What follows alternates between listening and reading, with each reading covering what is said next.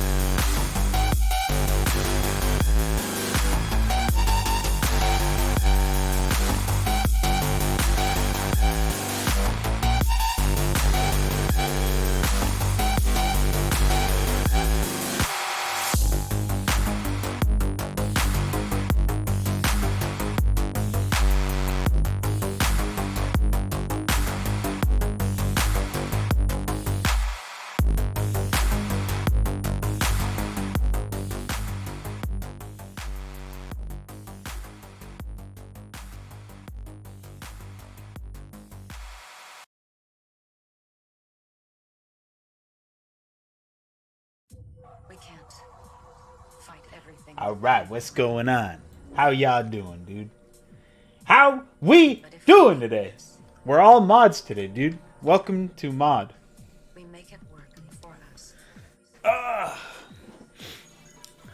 So what's going on? Maniacal Coast, welcome. You're a mod now. Not in my chat. That's a misnomer. I didn't think anybody would think that.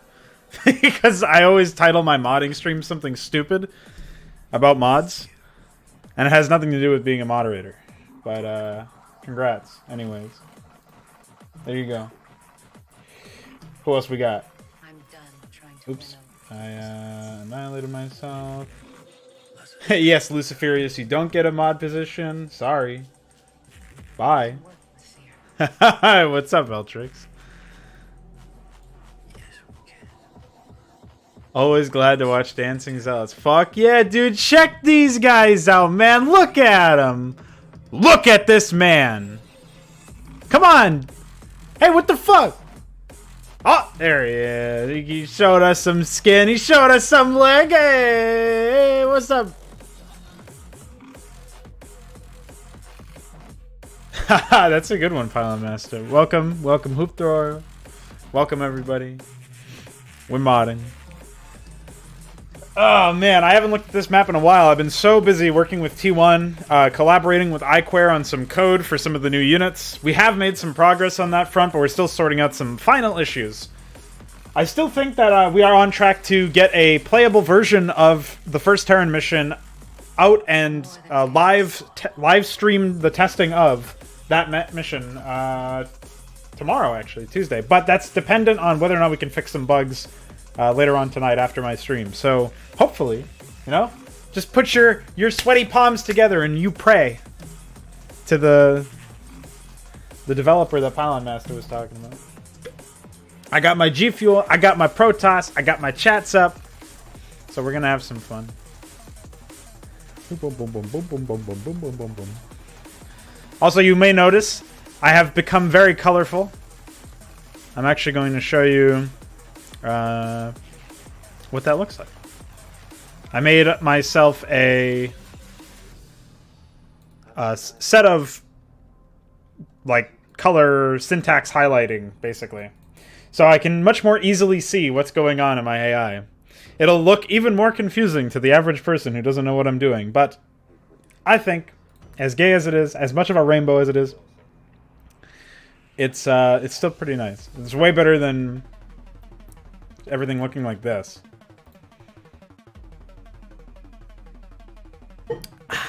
So, there you go. What was I gonna say? Oh yeah, Artanis. I don't think we ever finished Artanis. I think last I left him, I've set up his attacks, his expansions rather, and his attacks and stuff. But I don't think I actually did the expansion threads. Oh yeah, clearly I haven't done those because I would have at least done these locations. So why don't we handle those first? That's location 13. That's 21. So why did I use 2? Oh no, that's not these. That's something completely different. Oh, I did do these. Okay, cool. Never mind. False alarm. Yeah, okay, so we did the first town thread here, but we didn't do the guards for these guys. There's one really crazy one I saw where the guy's like landing his command center in a certain way, and it slowly glides right up against the minerals, which is pretty insane. Then you have the one where he's doing the second Zerg mission, and he like morphs the drone carrying the crystal into a creep colony and almost kills it or something. Or he does something. He like cancels it, and then it just wins the mission for him for some reason. Like, I don't know why that happens. That's sick. I sound like I did 12 lines of coke before I went live. No, I'm just happy, dude. I'm just excited. Trying to get some work done, man. You feel me?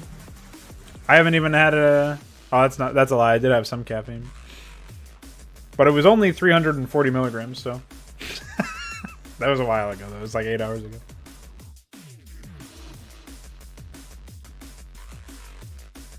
That song that I played at the beginning of the stream also really gets me pumped up. I usually do push-ups to that song. Oh, yes. I forgot the reason why we have this up here is because if we move it any closer, it steals this gas. Oh, Blizzard. What the fuck? What a disaster. Okay. So,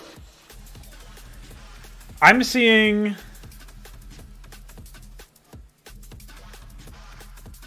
Wait. Okay, no, that makes sense. So I'm seeing all this stuff here, but I don't see any guards here. Nor do I see any Zerg here. And the Zerg here part's fine, but I need some guards. Oh, here it is. Artanis guards. Check it out. I'm just going to set the language to ASC3.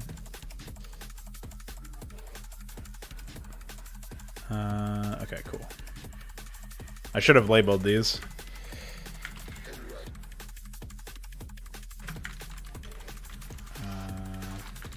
To natural. Oh yeah, let me get the task list out. So I hope everybody's week has, or everybody's Monday has started off relatively reasonably. Mine has been very excitable. Not really though, it's just been another day. Managed to get the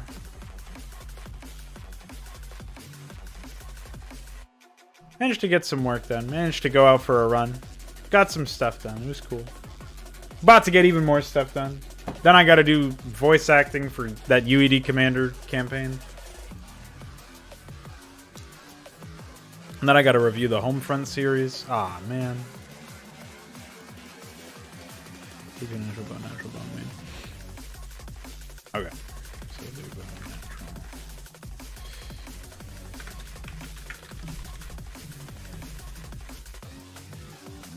Oh, shit! You're putting out fires on my mixer, dude. I can't do that.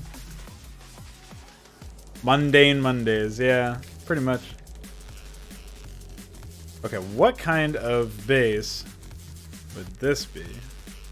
This tiny ass base. Oh, I know what that is. That's Phoenix's. No? What the fuck? Where are the gateways?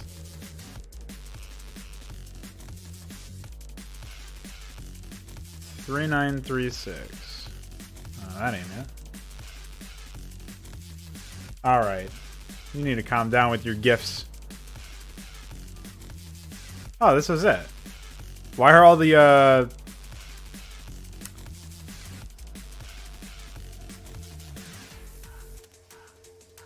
Did I remove the Urape? Oh no, I just forgot to press this button!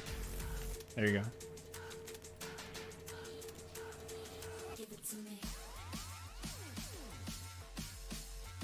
Zerg here. No, no, no. Don't look at these. No! No! Butter! Oh, it's on my face. Dude, I actually kind of want to have some butter.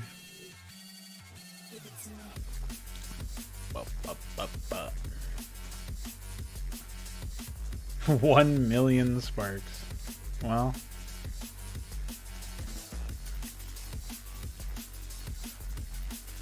That sounds like an illness to me. Okay. So what we're trying to do right now is identify the order of the expansions. We know that we got... This actually seems completely fucked up. How did we get...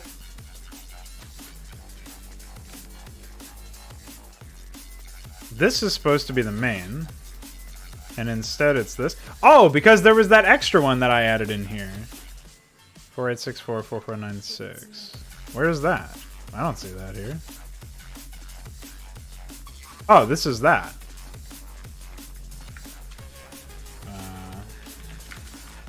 I guess that's the P2 third, but... Where the fuck is the rest of these? Are these not invincible? No, they are. So only invincible units get logged by the logger, but I don't know why they didn't get logged in this case. Oh, ow. What a disaster.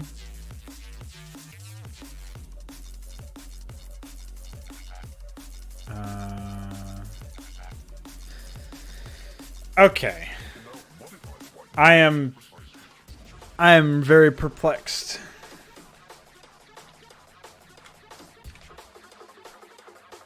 I think we'll just do this base separately. We'll do it normally, the old way. Let's just worry about the first expansion, which we know is the natural down here. We need the guards for this. Thousands of copies of incels. Whoa. Alright. Why? Wait, how big is this stuff? Okay, never mind. False one. I just never ended up doing for some reason. Silly me.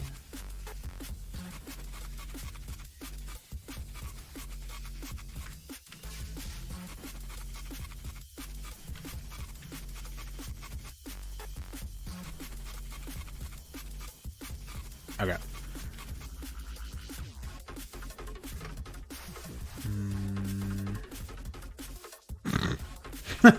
Destroy.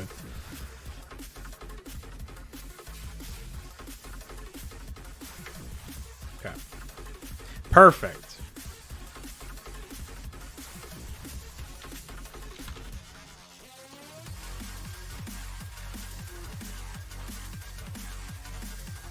The problem also is, though, I didn't really add in any guards of the other kinds. Like the new units that are going to be added in here. I didn't place any placeholders for those. So I wonder how that will factor in. I'll probably just add them manually after they're implemented. I feel like the new units are pretty interesting, but it's definitely something that's going to get some taking used to for most people.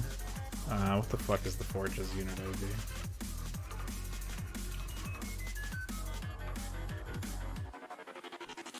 Oh no! Hey, what's up, Bale? You got pranked. I'm sorry to say. Wait, what the fuck are all these Zelly cards? Oh no, by the way. I feel like I have made a terrible mistake. I have logged something that was incomplete and didn't check it. Let's just verify that we've got the right shit here. Let's look for a Dragoon Guard at 4324-4252. Doesn't that sound exciting? Hey, we found him. Okay, so this is P2 natural. And this should be P2 main. And if we followed rules, let me just check the Reaver. 4925-4260.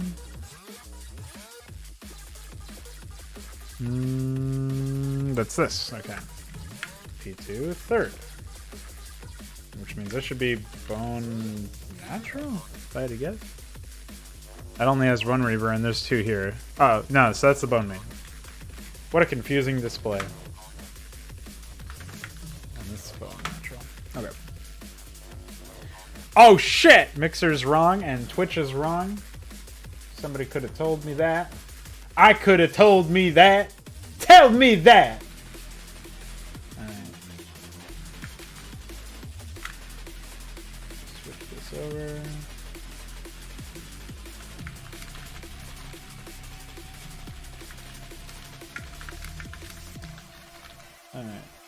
Update that one.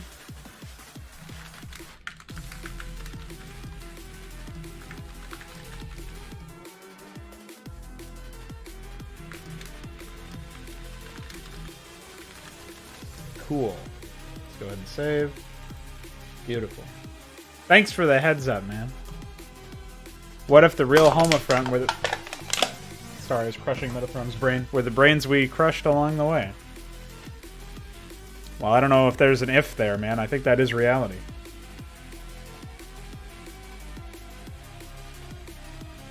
I'm really glad I added that sound effect in because it comes out like it's so random. It has nothing to... it's always very dissimilar at first. Like, you never expect to hear somebody crushing a can while you're in the middle of playing a game. Or developing a mod or something. Alright, so since these are the guards that we need, just paste these guys over. We're gonna grab 2 of them and put them here. I just came in to get my bike fixed. That's my song. LOL. Okay. Hope you guys liked my song.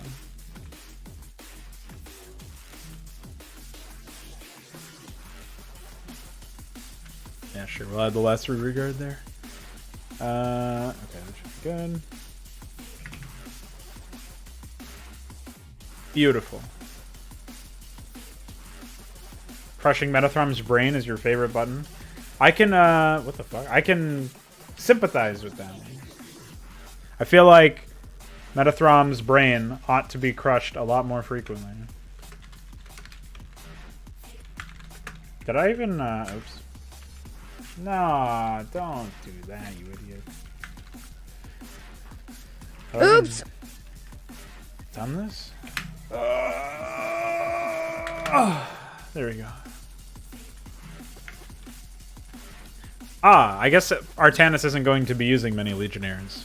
I suppose that's fine.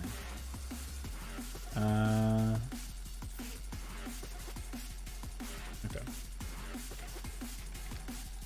Hey. Been watching Mesk's Warcraft 3 playthrough, and man, is it a doozy. It's some next level stuff. I had already seen the first 3 videos. Actually, I think I saw the first 4, but 3 is funnier. 3. But that one is a pretty good playthrough, man. Some very good moments. He accidentally and intentionally breaks almost every single attack in that game. What a disaster. Envious eyes.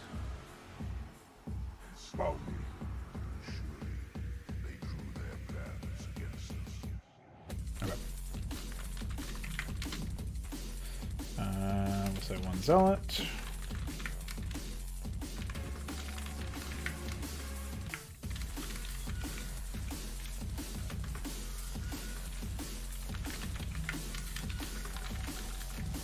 Oh my god. Who was the moron that wrote that in?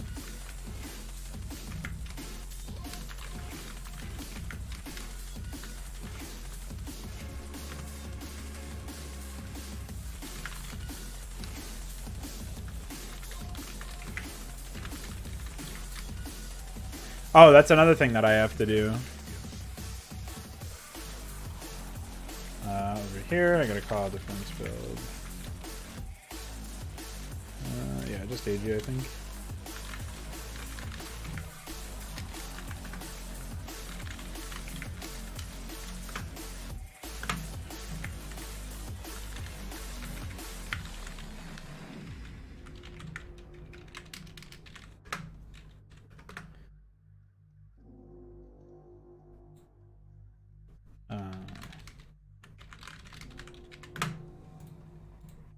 Okay.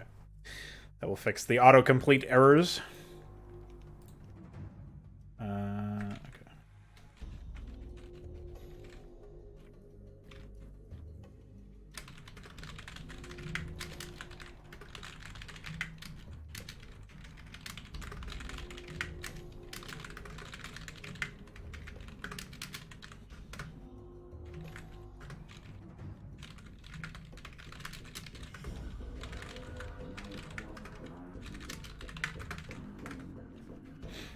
do upgrade. Hey.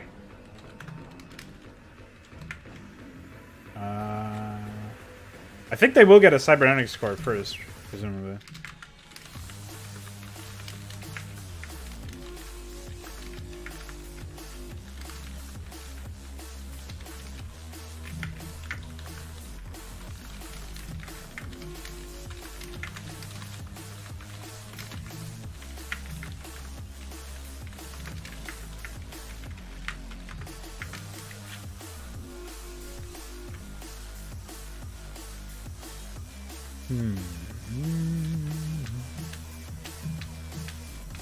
Where's their citadel? It is before their robos, so citadel we're doing.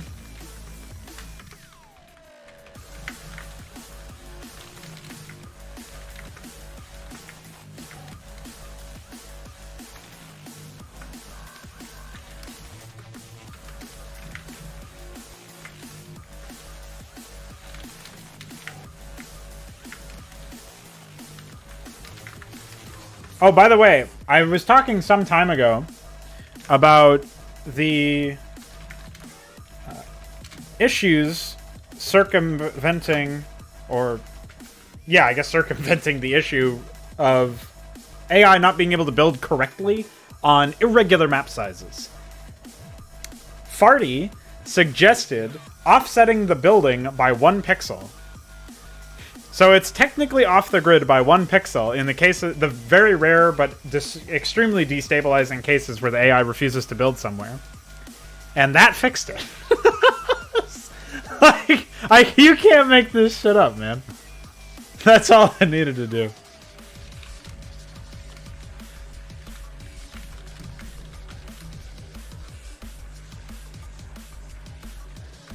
It's because it gives a slightly different pathing target, which makes the AI's workers not spin. But it's only with SCVs, so it'll be curious to see if the Protoss have a similar issue. I guess I could compile this with some commented out blocks so that they're not calling a bunch of shit, and see how they build their main, just to see if we run into any early problems.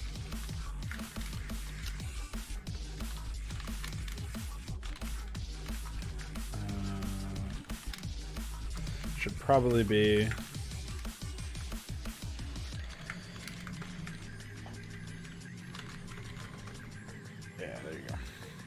By the way, with this fucking highlighting, I noticed that writing numbers, if it's a number or if it's like a... Like, you see how stop is colored correctly here, but it's not here? You have to space or enter underneath it in order for it to be highlighted correctly. I don't get why that is. It's kind of infuriating, even though it's such a small detail. But if it's at the end of the document, it just does that for some reason. Like, clearly here it's fine. So it seems like it's just a bug with whatever they're using to highlight that stuff.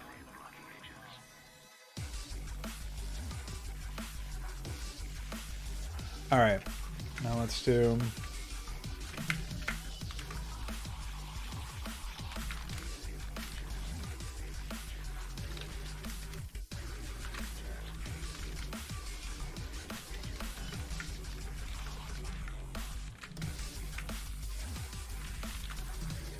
Alright, let's forge.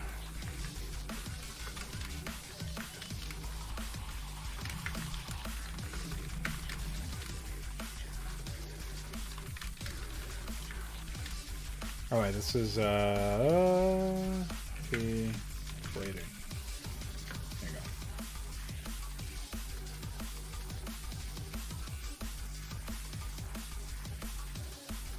go. Yeah, for all I know. But it's strange because you can add... I'm pretty sure you... Oh, no. If you... So, yeah, that's probably... That last one is probably it. Because if you have any other thing next to it, like any alphabetical characters, it will bust out like that. How would I even do that? Well, I don't even know if that's possible to do anyways. Because if you did something like that, it would only work with one syntax. It wouldn't work, or one kind of syntax. It wouldn't work with like everything. Hello, Mason Jars. This is development of some custom Brood War stuff. Remaking the original campaign. Got a whole bunch of new units and new terrain and stuff. And I'm remaking all the maps and making it bigger and better. Right now I'm working on the first Protoss mission.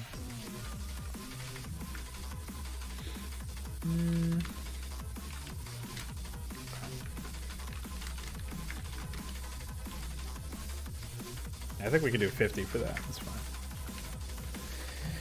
What I'm working on right now is AI. So it's what tells your allies and your enemies and stuff how to operate, basically. And all of the stuff that's pre-placed is just placeholders. Or are just placeholders, excuse me. They don't actually show up in the beginning of the game.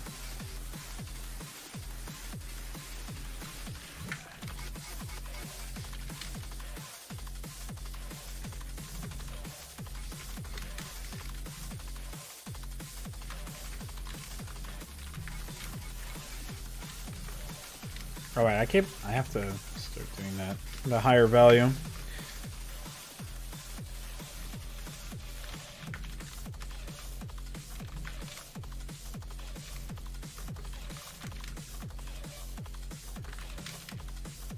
No, that's fine.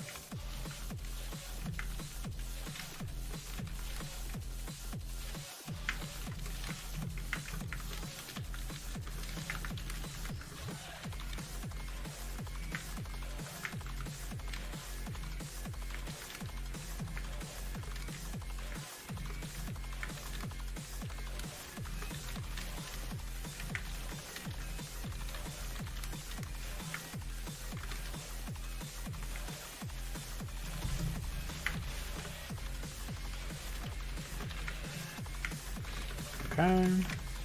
That's the forge thread. I think the only other things that they can do are leg enhancements and shuttle speed and scarab upgrades.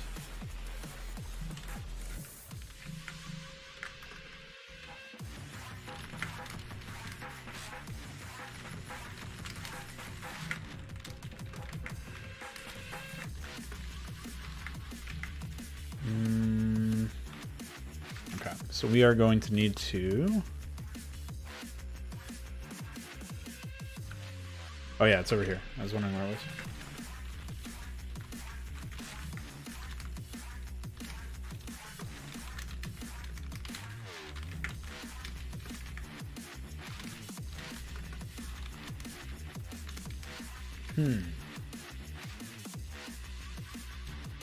I still haven't figured out even what the upgrades are going to be like. Here, I'll move the game state dog over here so I can see what I'm doing.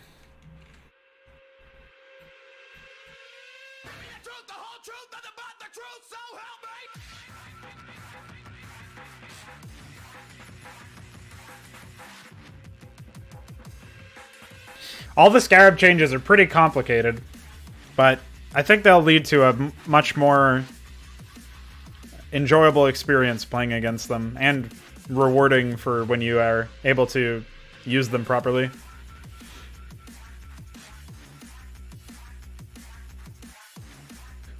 What's up, Connor? Welcome. Glad you could make it. Glad you could make it, Uther. Honkler. Honkler. Okay.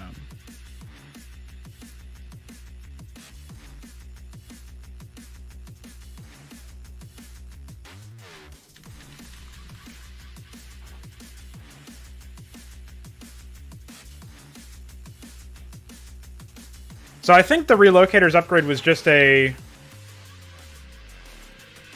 I'm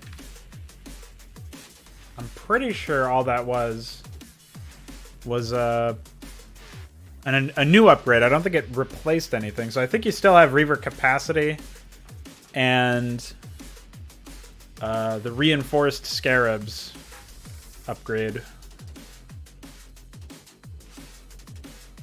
Hey, what's up? Mr. Stratos, I see you have become a mod. I shall be playing you.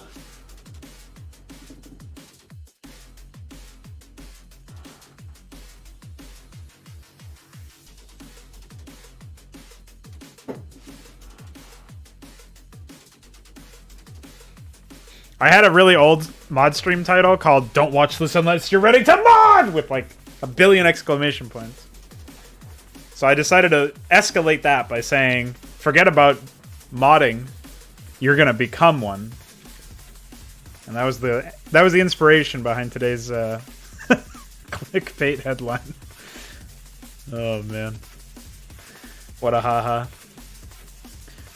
So I think reinforced scarabs should be fine. So I think yeah, that should be good.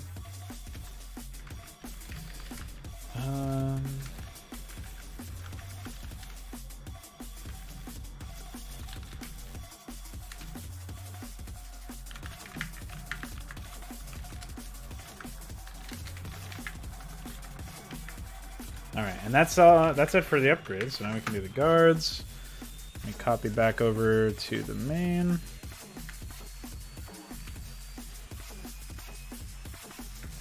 Okay.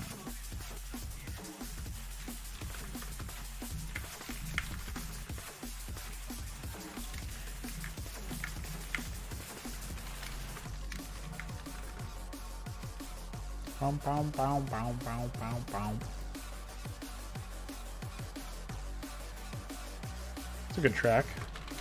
Bing, bing, bing. There we go. Bing, bong. Bang. An even better track. Bing, bang, bong, bong.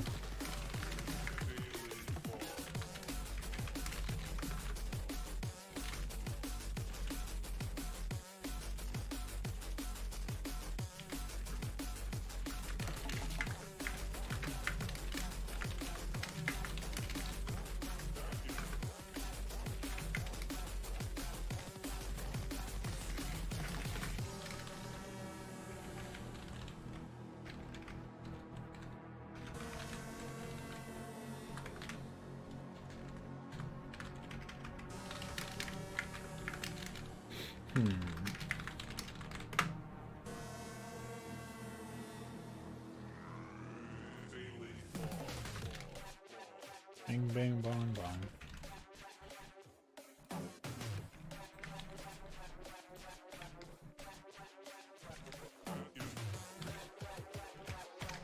I guess the last 2 Dragoons and 4 Zealots should wait for them to bring jump something over here. Bing, bong, bing. What is this called anyways? Oh, it's called _town. I'll call this Artanis main lower. That's 22. So yeah, that's the last 4.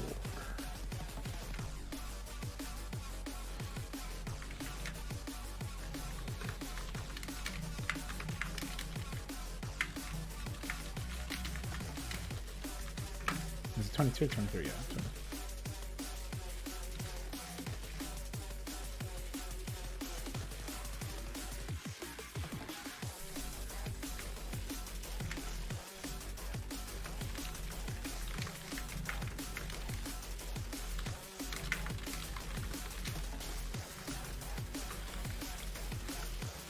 Okay, cool. So that's the guard thread. Just blazing on through, man. The expansion stuff is what takes the most amount of time, unfortunately. Although, if I had logged it properly, that would have saved me some much needed sanity. I'm always low on that, so always nice when I don't have to worry about that. So let's actually get to the bottom of where the hell these ones went. So 3520, 2800.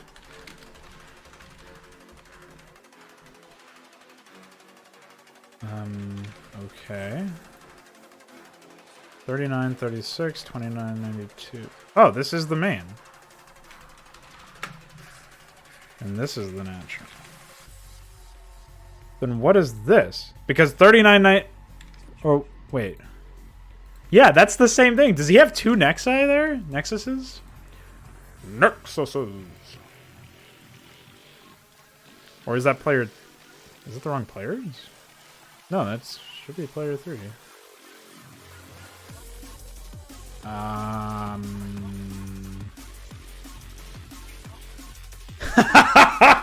How?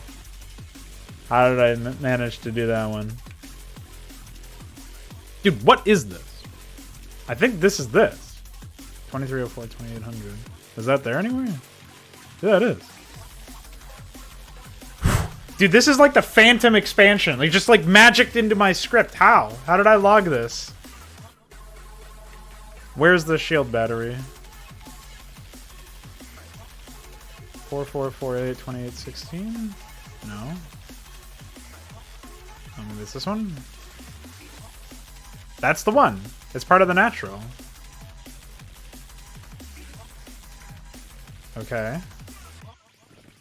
Oh, this is just a continuation of this other one. Or at least part of it is, it seems. Yeah, that's there. Observatory as well. But where do these photon cannons come from? 4608, 4576. Is this it? No, that's way too high.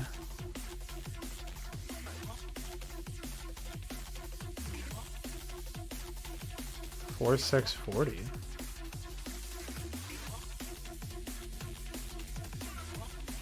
Oh, is this further down? I'm so confused.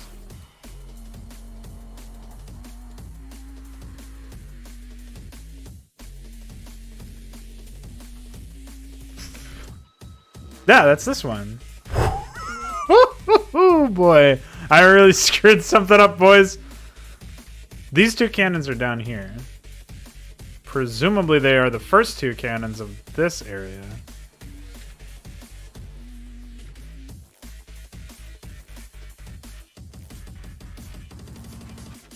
I think I really screwed something up here, man.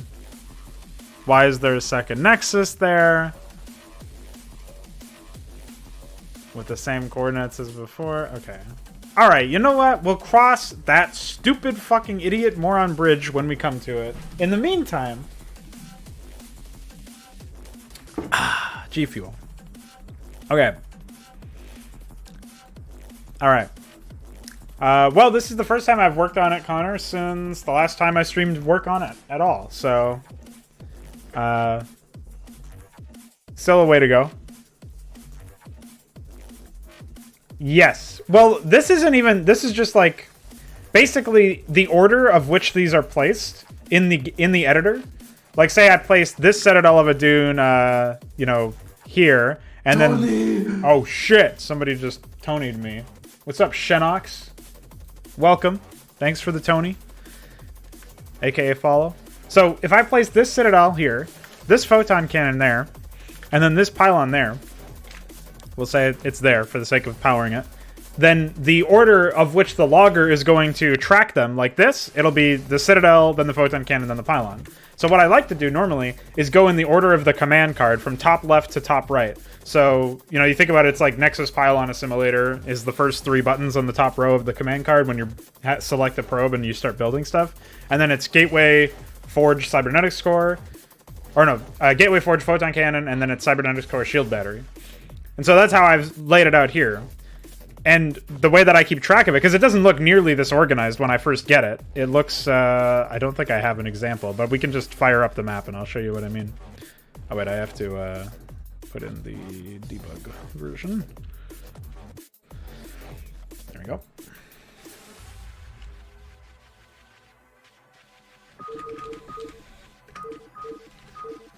If this will even launch. Yes. So now it's going to log. Right? We'll give it a little bit of time, and then we can go ahead and close out. So this is what it normally looks like. As you can see, it's a mess. Even if I turn on, like, the interpreter, it still, or the highlighter, rather, it still looks very messy, right? But the trick is, once I convert these unit IDs into the actual unit names, it becomes a lot easier to read, and the way that they're separated is based around the order in which the unit was placed. And so because I placed them all in that order, the way that I talked about with the command card, the next time an expansion is supposed to show up is when there's a nexus. So you won't see, like, everything from one nexus to the next nexus is all part of the same town. And then once you get that second nexus in the row, then suddenly, you know, you're talking about a different town, which is why I was able to do stuff like separate the towns with this comment here for my easy to reference element. But then I just annihilated myself by fucking up some order. So the way that you would want to fix this right now is just by cutting out, like, basically quickly running through and replacing every single unit, which is obviously not what I want to do. It would be really time consuming. So I'm just going to try to manually find out what happened. But that's when we get there. So I'll just be comparing the coordinates to the actual game. Let's see what we have. Oh, man. So suffice it to say, it's quite a hilarious mess. But that's how I roll, man.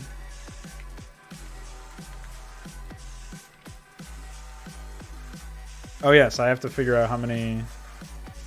Oops. What the fuck? Okay. I gotta figure out how many pylons are in the main. 1, 2, 3, 4, 5. According to this. Let's see if that's correct. 1, 2, 3, 4, 5. Yeah, that should be correct. 38, 40, 28, 80.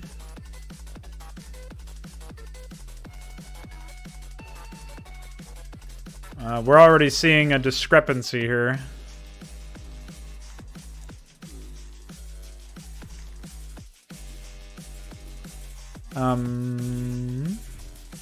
What?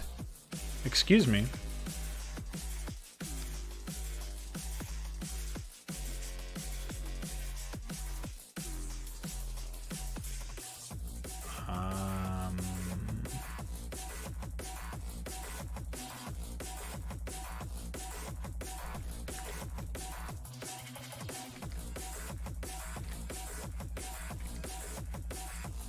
Oh wait, no. Just me being a mongoloid. Okay, so that's good. We'll just copy this over. See what happens. So 5 pylons it is.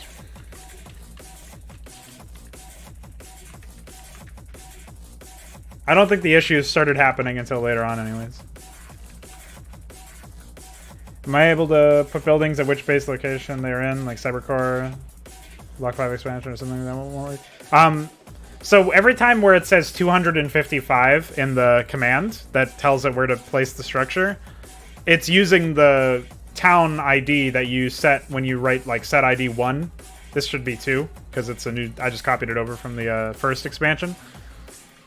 So that's where that's how it determines which town to look up.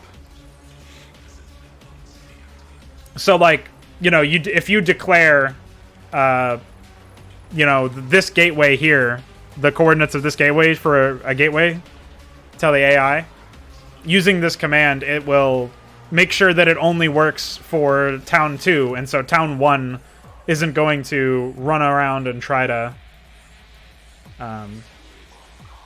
build a gateway over there, right? So that's how we keep things separate. Speaking of which, 3712. Okay, that's cool.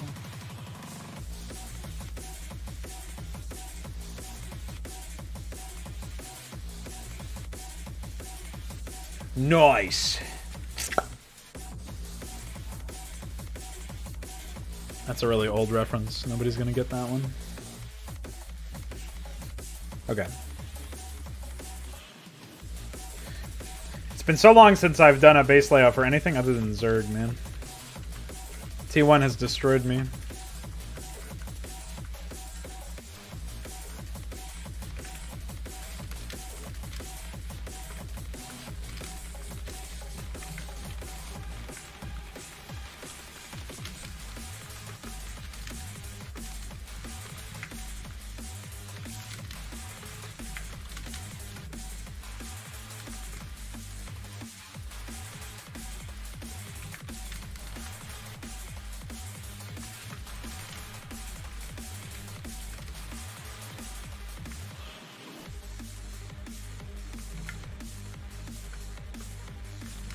Okay, how many drones do we need? 1, 2, 3, 4, 5, 6, 7, 8, 9, 10.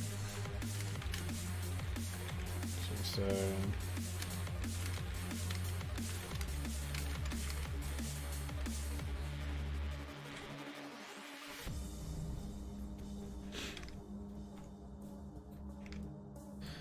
me see if I can verify that the guards are correct for this. I guess I should have these in separate documents so I don't have to keep scrolling around like a moron. Especially when they have like 10 expansions. Or however many expansions they have.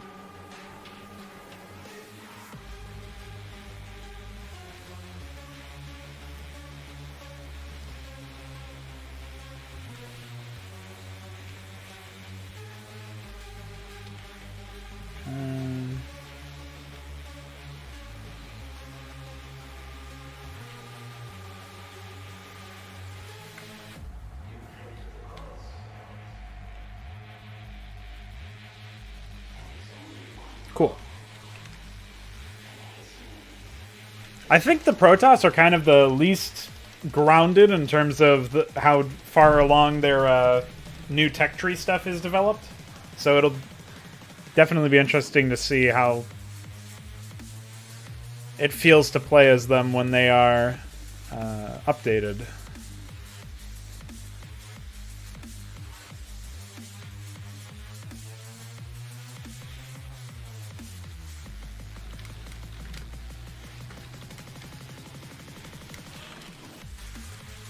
Yeah, this is 60.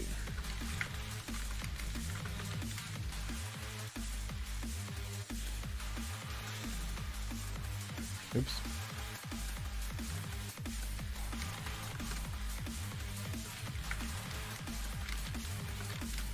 I'm so glad I can use weight build again without fearing that it's going to just blow up on me.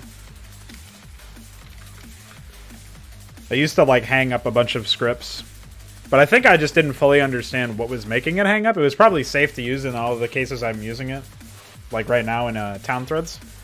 I think if you have the build command, like say you call build 2 pylon and then you call weight build 2 pylon, that should work.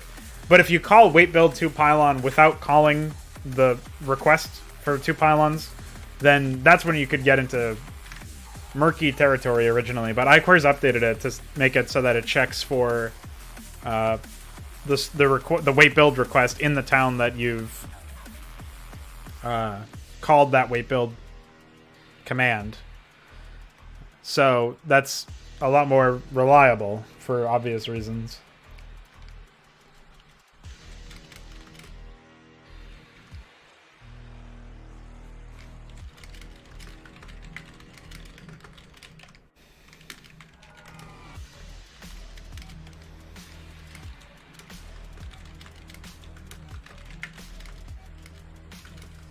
Oops.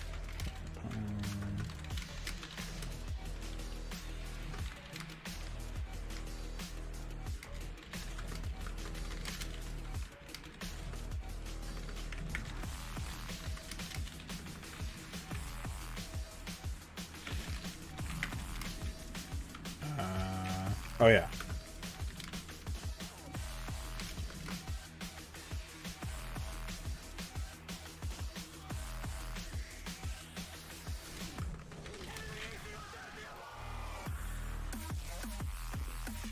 Oh, I just realized that they can ask for a second photon cannon way earlier on.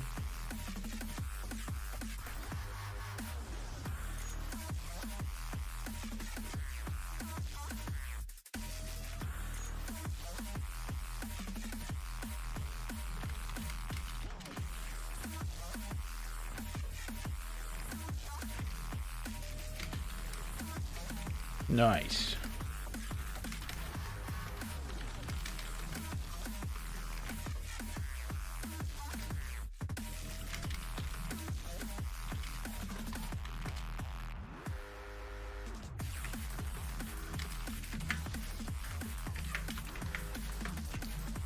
Now we get to copy this over from this.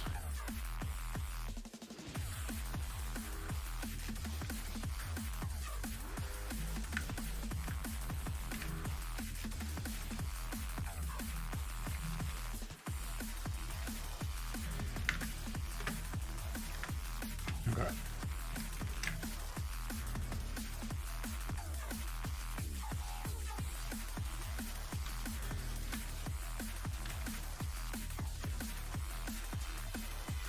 Put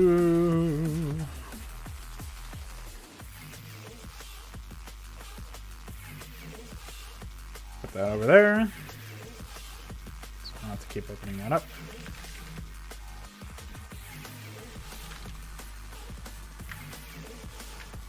Nice. There we go. We are good to do. Another one, I think. Oh, I have to update the locations. That's the one thing.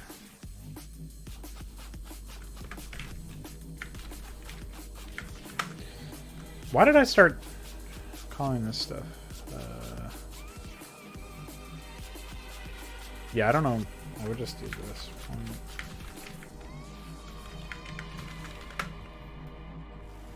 I don't know why I decided to get fancy. I must have been tired.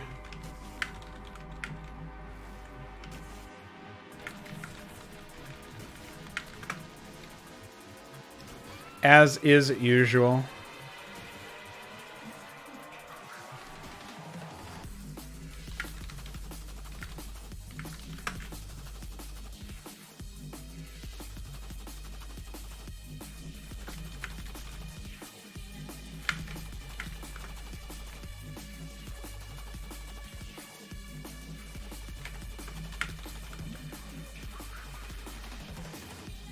Do you only have to work on the expos, or do you need to do other things as well besides putting in the new units? Well, the AI for all of the other players needs to be done. But yeah, the expansions are like a really big time sink. If I could rely on the AI's normal build layout for building new structures and stuff, then I would potentially consider just not bother replacing, like pre-placing anything. Realistically, because it takes so long to manually place this stuff, what I might consider doing is making it so that the AI ally is the only one that I handhold this way, or AI allies in general. And for AI enemies, I am a little bit more aloof with them. Like, one thing I was considering just now is having the, like, set up defenses or whatever, manually set up defenses, but rather than build extra production structures and stuff manually, like manually declare where they're allowed to build them. If I could figure out some way to just determine the number of expansions that are on the map and have the AI as such order, like, build more expansion or build more production in their main or something, because they have the money to do that, then that would make a little bit more sense. The problem is, the point of building the expansions and having them build production in their expansions is so that you can actually have a way to intercept their production structures. Even if they already have built an economic lead, you can still hamper some of their production by destroying those structures, and they're not guarded in the main. They're not all clumped together. They're spread out.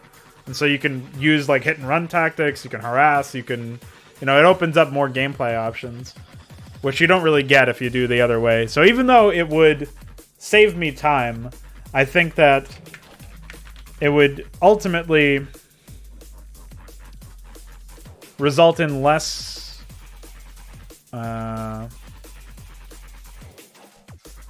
the gameplay impact would be negative. So I don't really want to do that. Just like theory crafting what I can do, because it is kind of a problem right now.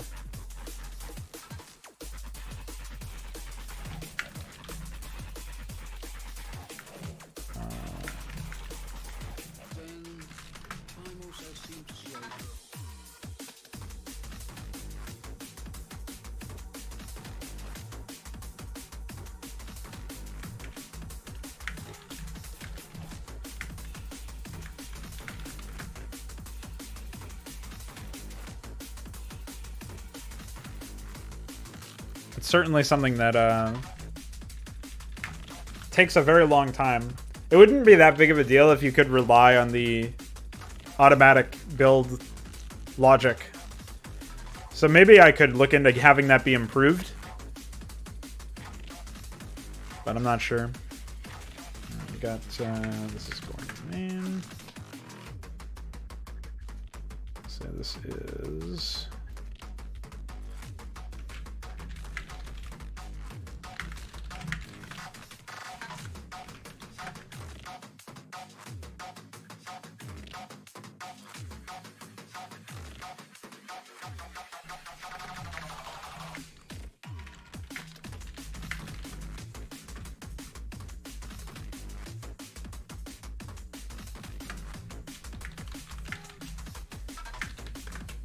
oops, that's not Gorn. I keep calling him Gorn instead of Doug.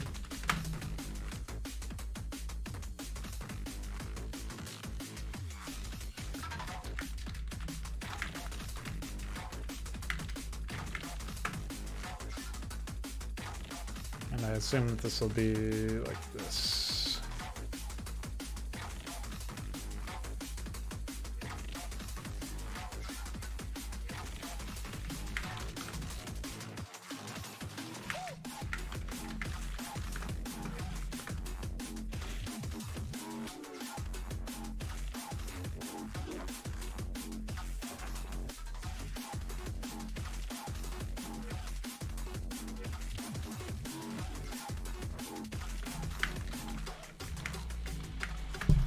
I think that's all the expansions.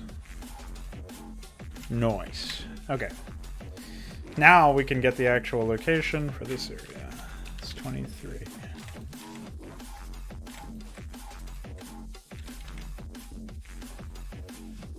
I'm sure there's certain things about the process that I'm using to currently implement these that I could optimize in some way, but I don't think it would dramatically reduce the amount of time that it takes me to generate the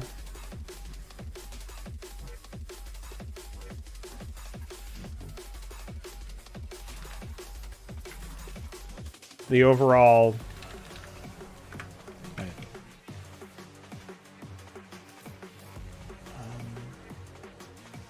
the fuck.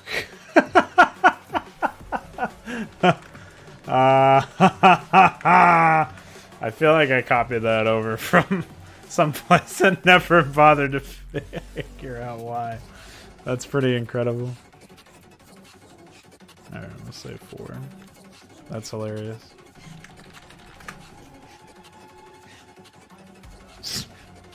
Don't expand until you have 36 SCVs, okay, Protoss player? Alright? Thanks. What was I saying? Yeah, I don't think that it would dramatically decrease the amount of time that it takes for me to set up the expansions. Unfortunately. Because it would certainly, it would be nice to be able to generate them at a quicker pace. But if it means sacrificing a significant amount of the quality, then I don't know that it's worth it. Although, to be fair, I haven't actually tested too much how the default build order or build algorithm works in comparison to base layout.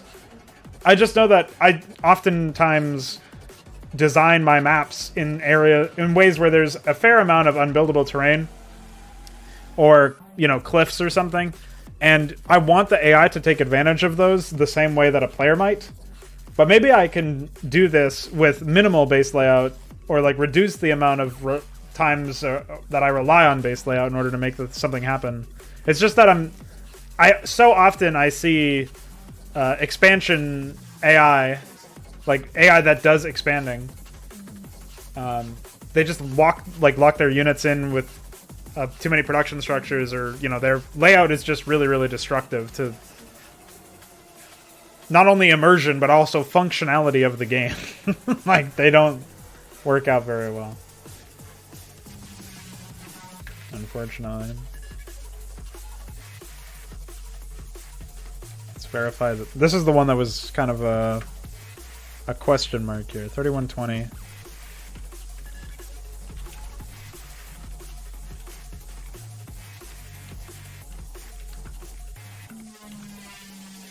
One, 2, 3, 4, 5, 6, 7. So if that's accurate, then we will see. I believe it was this. Yeah. Did I just go down, or Looks like I went up. Okay. With you so far. Alright. 4448 3360. Yes. Nice. Okay. So that's confirmed then.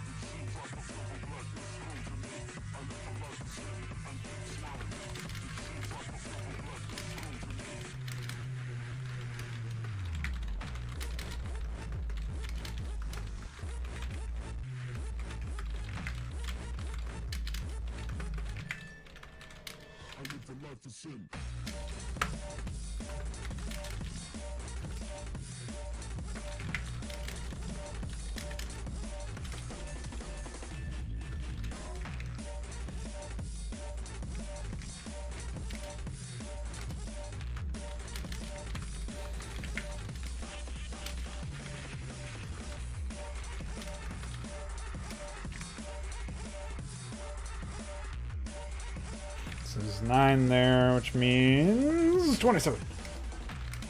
Although it's probably, I probably should make it a little bit higher, I guess, considering travel time. No, I think it's fine. It's a mineral only, so.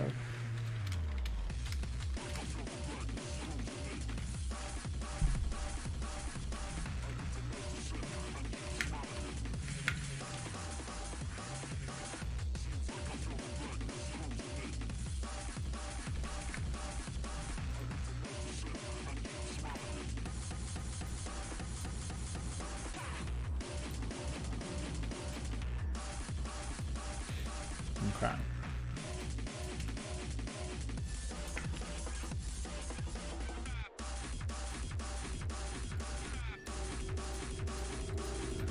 Ah! Motorcycle. Very spooky.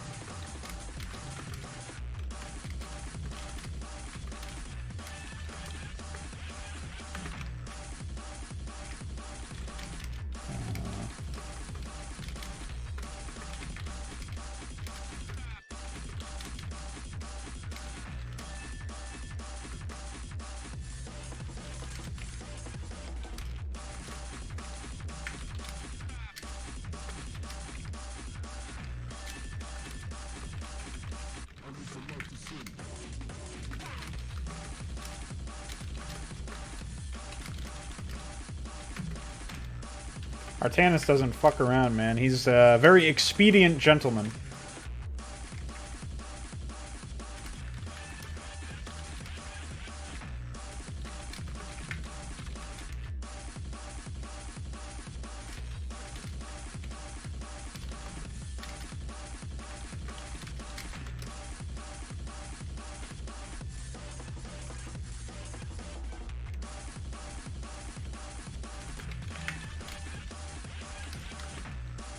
Whoa. That's not what I want. It's not even what I need.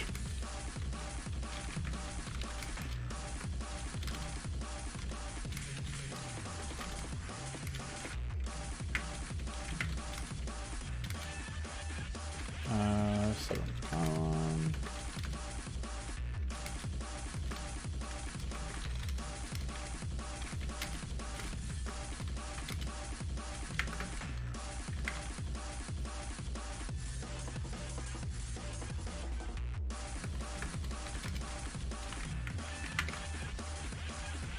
Cool.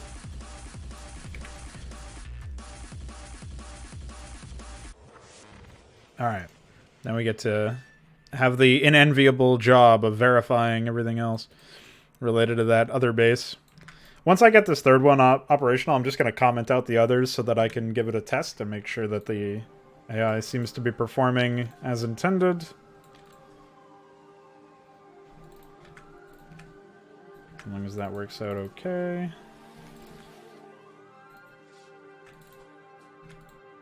We'll be good to go. Let's get the location here. It's 24.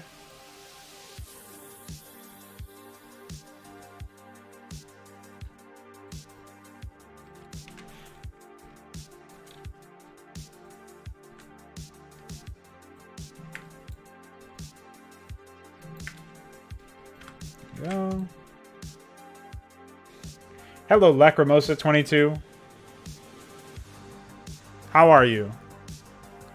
¿Cómo estás?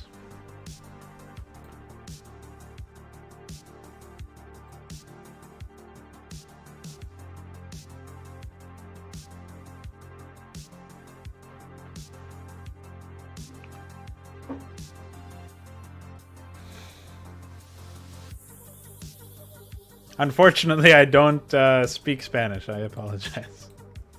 That's all I know. I only know ¿Cómo estás? And no habla español.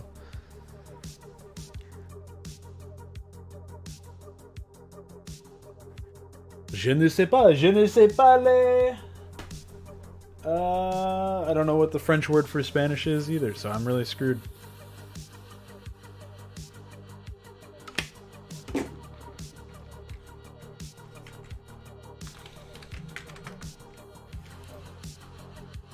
It's over. I can't believe I looked up and I see EXP 12. There's actually 12 expansions for this guy. What a lunatic. Alright. Let's just finish this up now, actually. I am over. Yeah, that's me, man.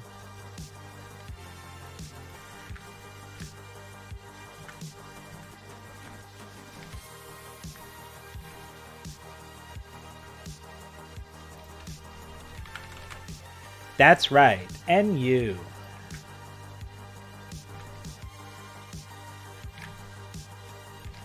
Yeah, it's down here. It's 25.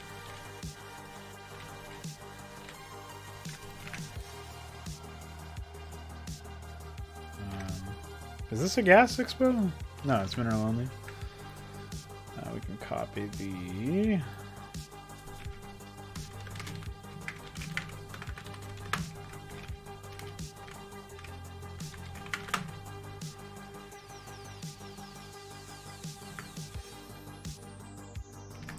stuff from here.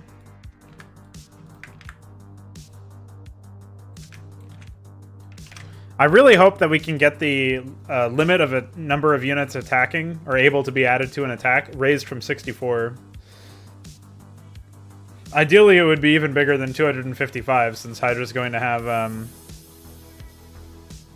you know, pretty big armies with the supply upgrades that let you go over 200 supply. Eventually. So it would be really nice to see something of that nature.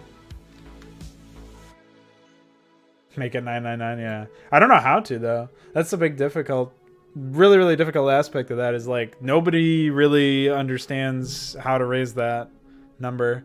64 is such an odd number for that, too. Like, why would, like, it's not a U8, so it's not even like 255. I don't know why 64 is the number there. Yeah, Lacrimosa, this is, like I always say, the best RTS, in my opinion. That's why I'm working with it. Oh, is 64 6-bit?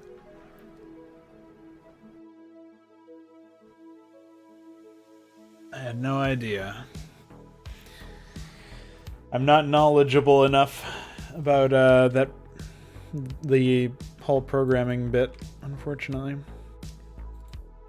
I don't even know what a bitwise operator is, 4864, 4496. Yep. Okay. What do we got here? 4832, 4320. That's that. But remember, we like copy pasted photon cannons down here at some point, so something could be really screwed. Oh, okay.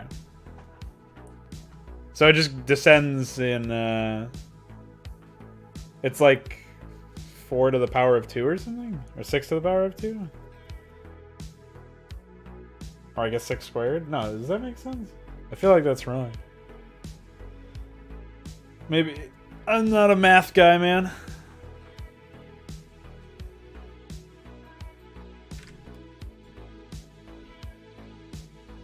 $64 is 2 to the power of 6?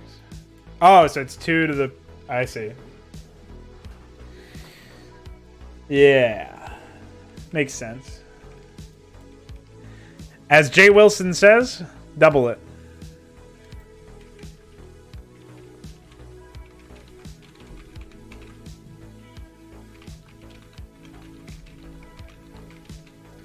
Alright, so... what is this? 5024, 4192, right? So it looks like this stretches upwards. And the last 2 are down here.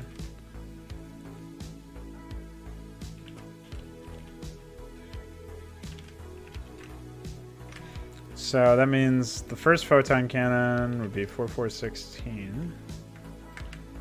Yeah. 1, 2, 3, 4, 5, 6, 7. So it'd be 1, 2, 3, 4, 5, 6, 7. I think that's right then. So the photon cannons were just randomly like out of place in the unit index, basically. That's fine. We figured it out. Let's slap these boys over here.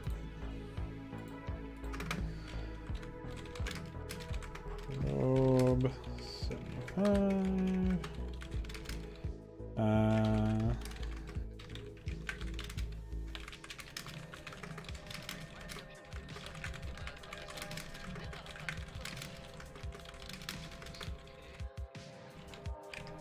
What else can you build with that? Oh, you can build a lot of stuff with that.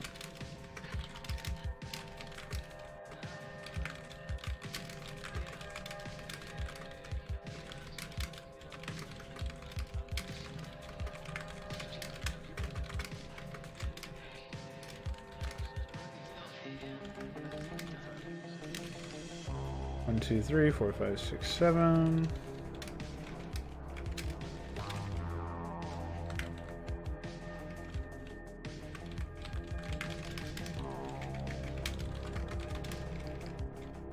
Oh wait. Here we build.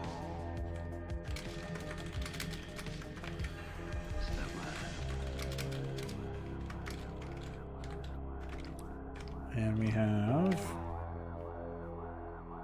It looks like that pylon isn't actually really there for much, so I'll just do like 360.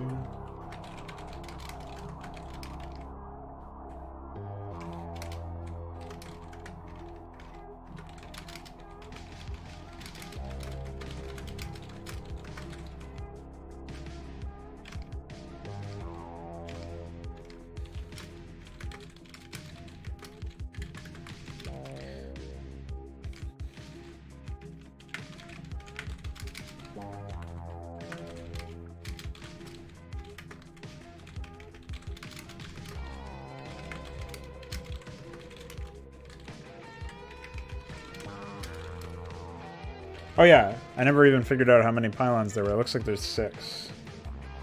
We gotta make sure that we're setting that number correctly, otherwise they won't be able to build all of them.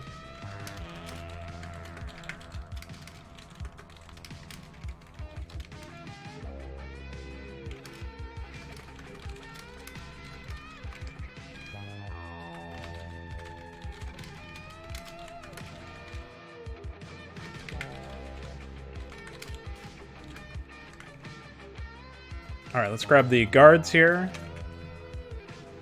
And just fill them in. As por toi? Por qué? as per usual. As I'm screwing up English as per usual.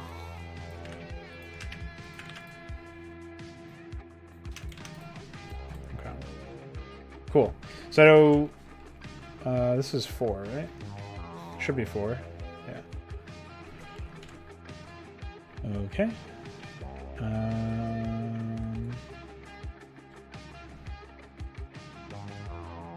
We have everything there.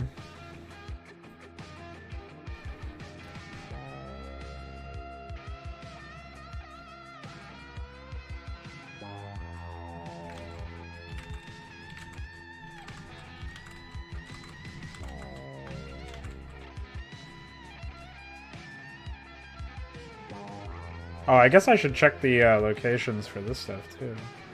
I feel like these locations ought to be the bigger ones. Like, that's 21. And this is 25. This is 4.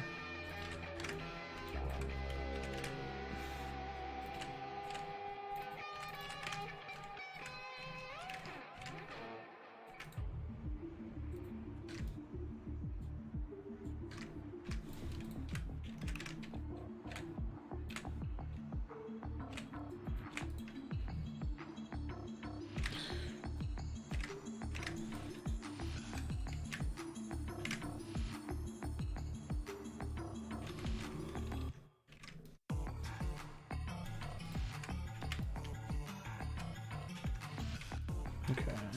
Glad to see I followed some common sense rules here, man. For the expansion order.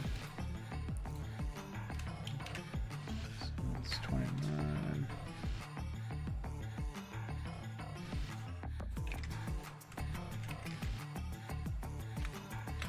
I really should be labeling these.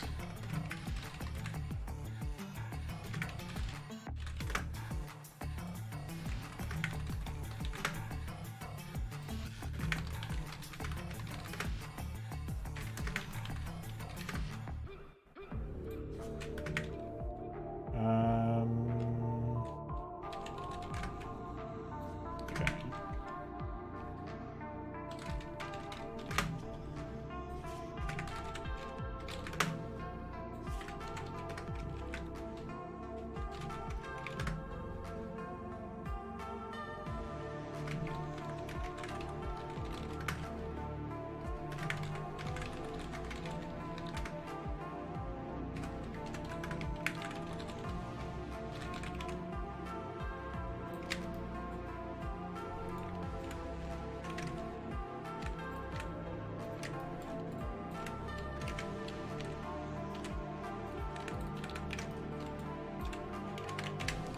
Nice.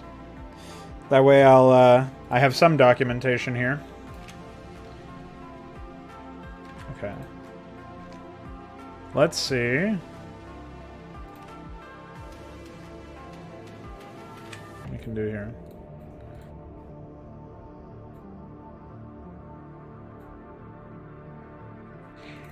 Let us see what we can see.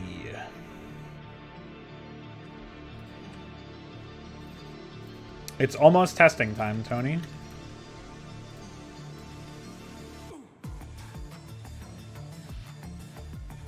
Oh. I forgot I didn't actually give these guys anything.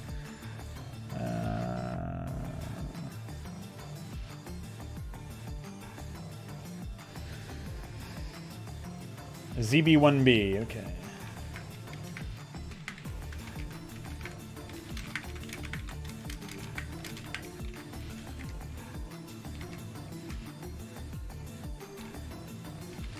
What?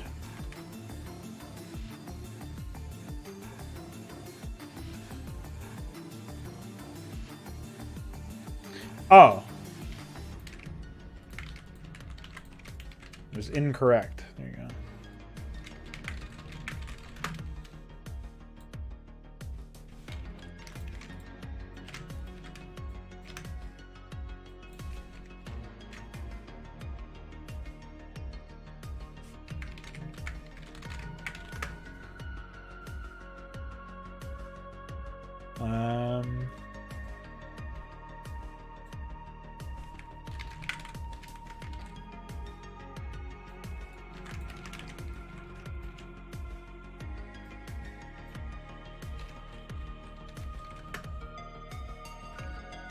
Yeah, I know. I know there's nothing there. But those blocks are commented out. They don't exist. Oh my god. Alright, I think I know what I could do then instead. I'll just comment out the create script so that the blocks exist but don't do anything.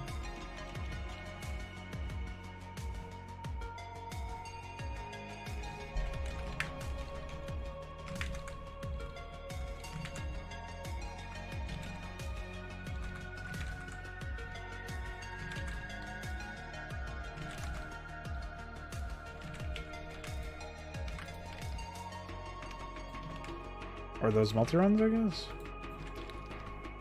Alright. Unfortunately, that did not seem to do the trick. So, create script it is.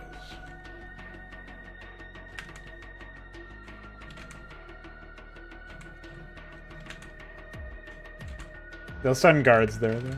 Because they're cute.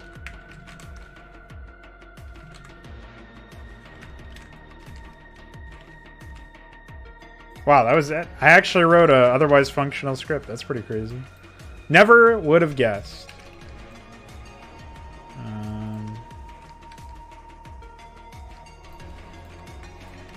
Go ahead and delete that then. Leave that open. Cool.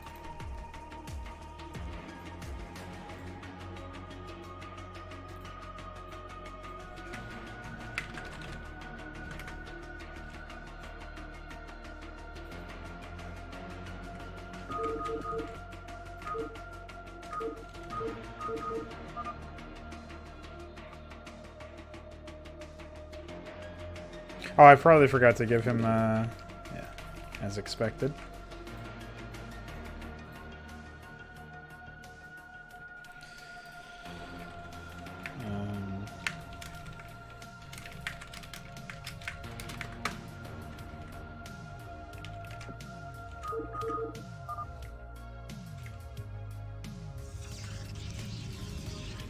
Oh, shit! Guys, it's working. He's a real boy.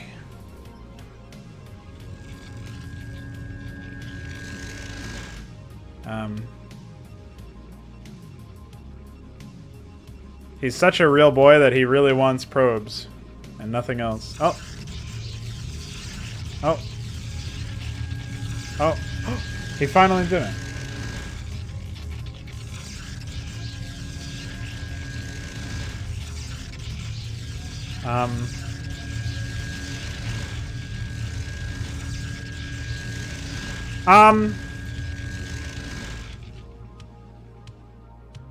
Excuse me.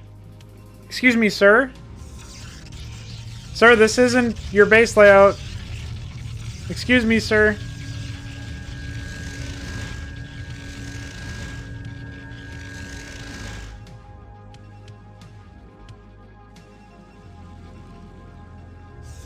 Excuse me, sir.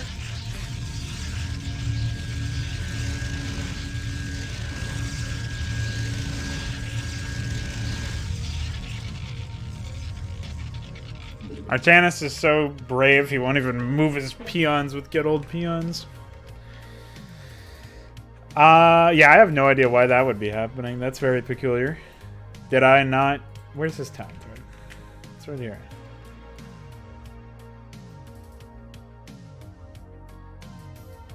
Well, it's probably because I never set an ID for him. That's pretty funny. At least I don't think I did. Yeah. Okay, we figured it out. Easy. Alright, we'll try that again. See what happens.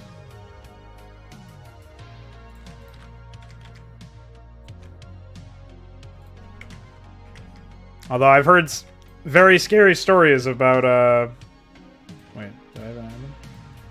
I probably just did, but I'm psychotic, so I missed it. I'm asleep. Alright, let's try that again.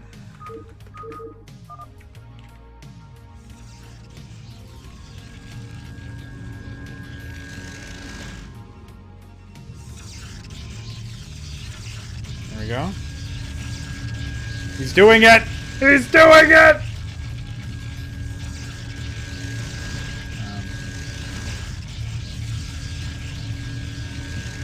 He's not doing it. Although this might just be that I wrote the town thread in a foolish place. They actually don't seem to be building anything over here for some reason. Why is he spinning? He was doing it. And then he had a fucking meltdown. And it was all downhill from there, man.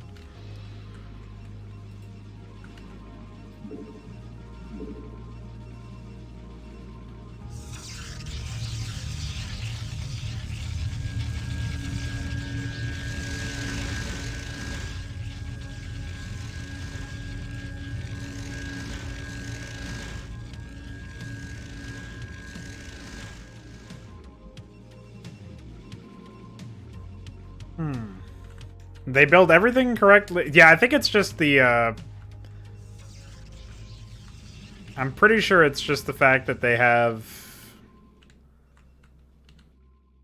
a... the pylons are... They're not waiting for them for some reason.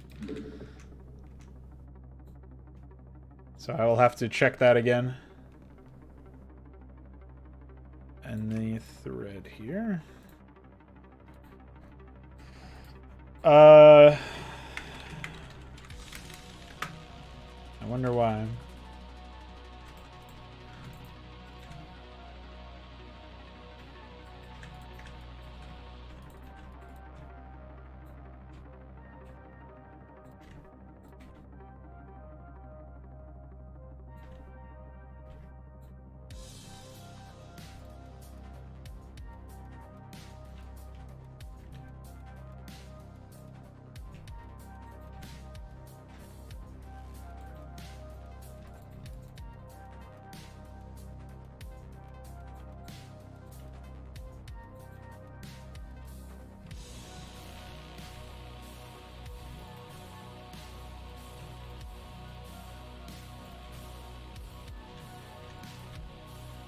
I mean, they do get 13 gateways, so that number is consistent with what I sort of maybe saw there, but this is before I started actually weight building for pylons, so of course there's stuff that's fucked up.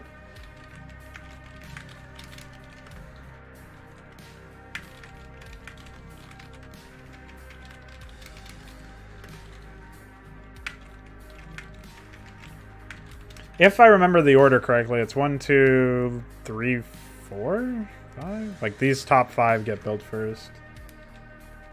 So.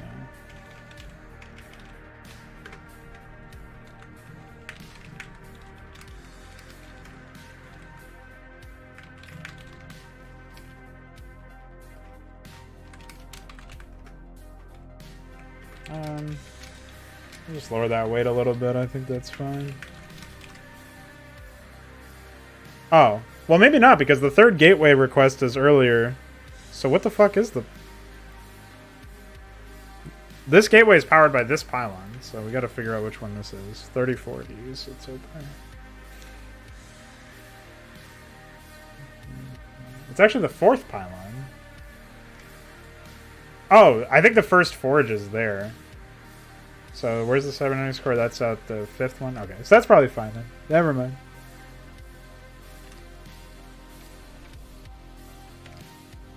Which one is 2848 4000? It looks like it's number 5 or 6.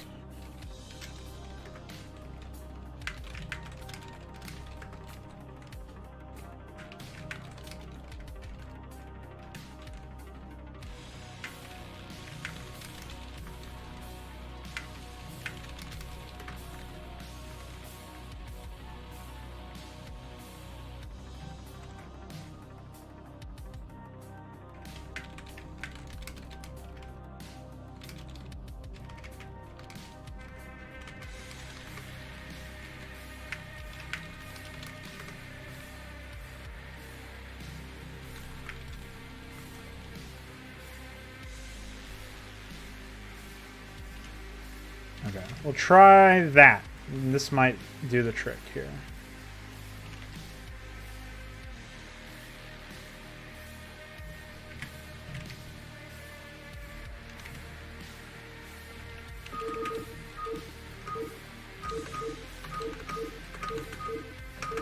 3.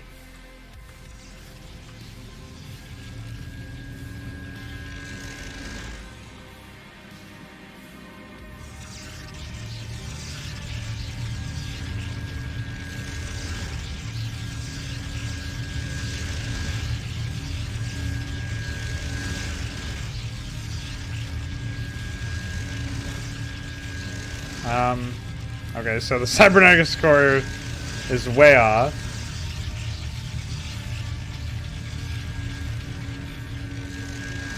Which fucking pylon is that? 1, 2, 3, 4, 5, 6, 7. It's the 8th pylon? I really fucked something up here, man.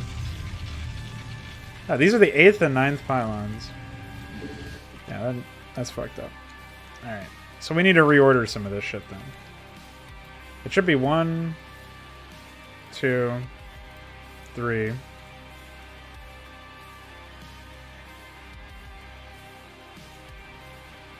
4, 5.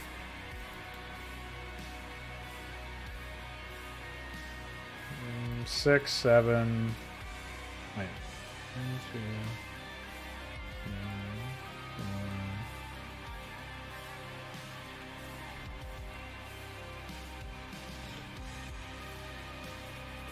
Okay. I'll do it, man. I'll do it. Who had that line? I really want to remember who. I think it was wait, who was it? There was some unit in a game where they had a line where if you ordered them around, they go, "I'll do it," and I feel like it was from Command and Conquer, but I don't remember.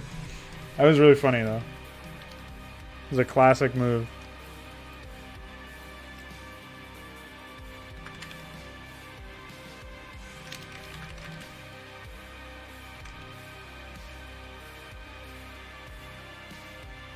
Oh, wait.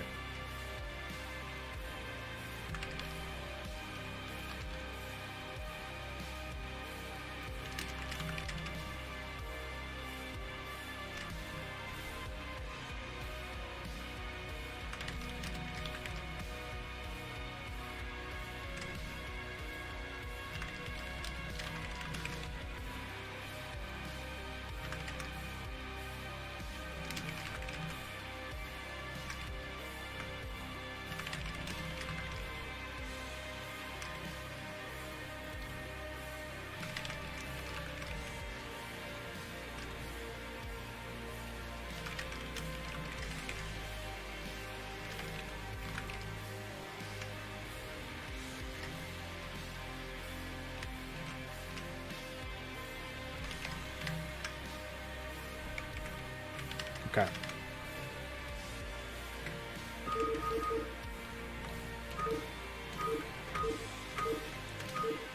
And now we're on test number 3 plus 1.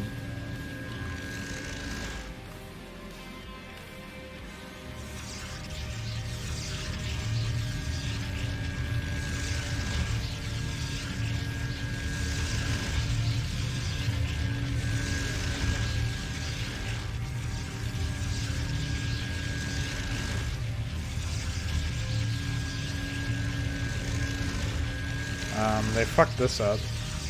I think they need to wait. Where's the 3rd gateway? Why would that break?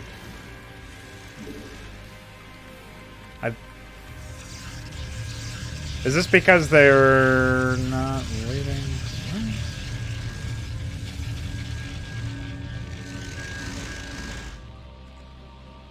This one's fine. This one's not. So this one is supposed to be here.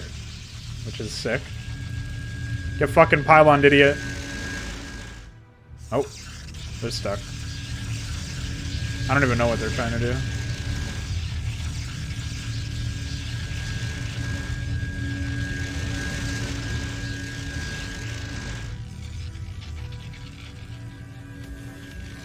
I also noticed they refused to build any shield batteries. Which is very peculiar. I wonder if there's... I don't know why they would do that. They were originally bigger, obviously, but... I mean, they are clearly not now. Okay, now I gotta check this out. Oh, 30, 40, 40, 80 isn't actually the, third one. We want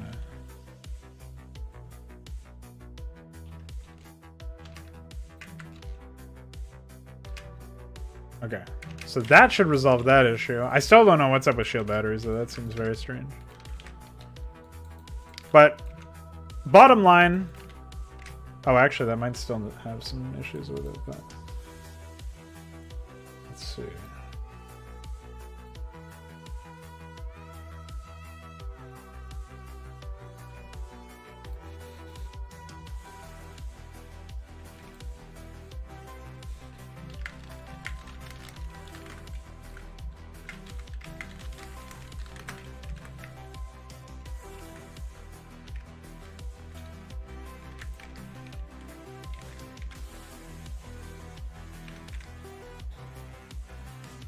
You know what's really unfortunate is I actually think I have to structure the worker thread as build 1 probe, build 2 probe, build 3 probe. Just keep doing that, like with a wait build in between each one of them, and handhold the AI that way so that they don't get stuck doing something stupid.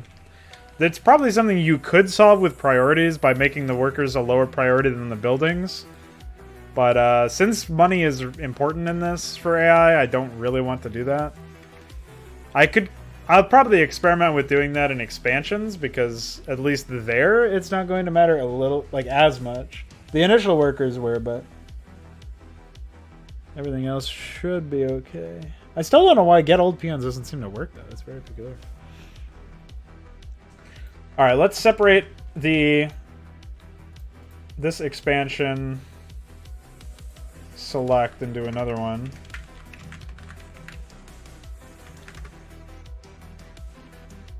Basically, it's the same one, but I'm going to cut down the other one, the first one, a little bit.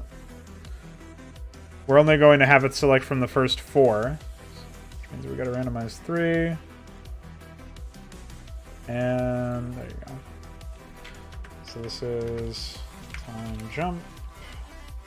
We'll say after the first 12, or we'll say 15. Because it's game minutes and not real minutes.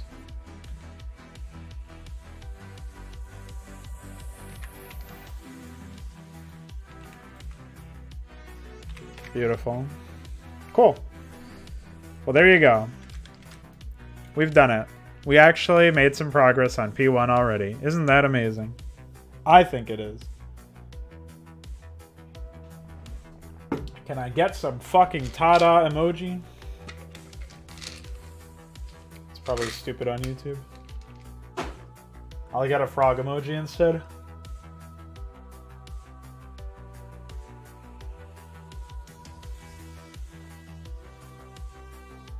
There's my man, the clown. Speaking of clown, where's DF anyway?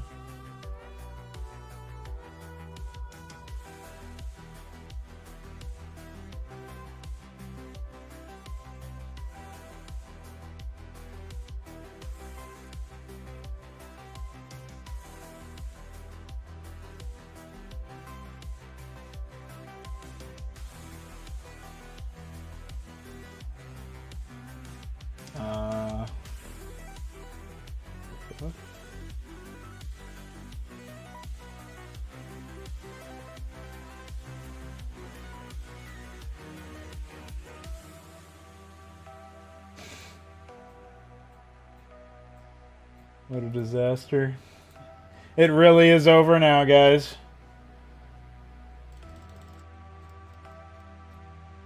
That's like when that Russian man messaged me and he was like, I want to interview you for a campaign you didn't make. And I was like, what? And then another Russian man messaged me and started asking me questions. I think it was just the same guy, but he decided to pick a different username.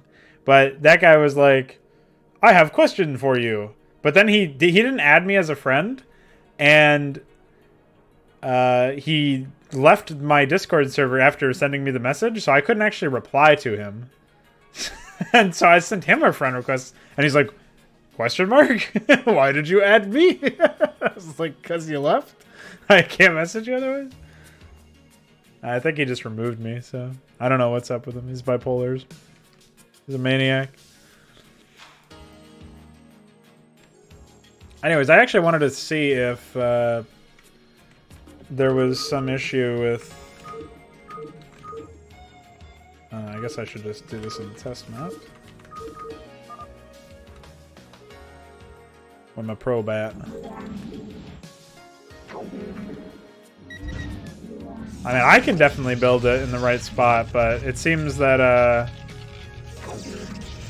the AI may have some issues. Oh yeah, I also did this. Oh wait, it's not working anymore.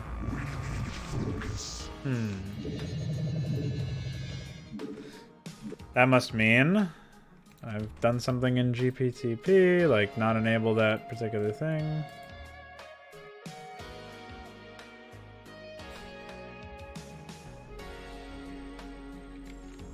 Alright. Where's initialize? Don't look at the entire thing. Yeah.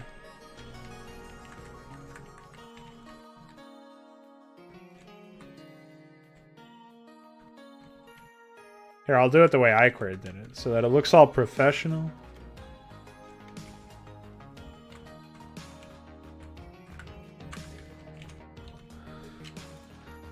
What else was I gonna do in here?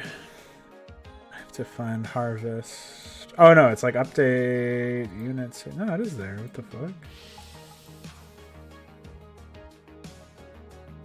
Maybe his update unit state doesn't actually have the resource changes.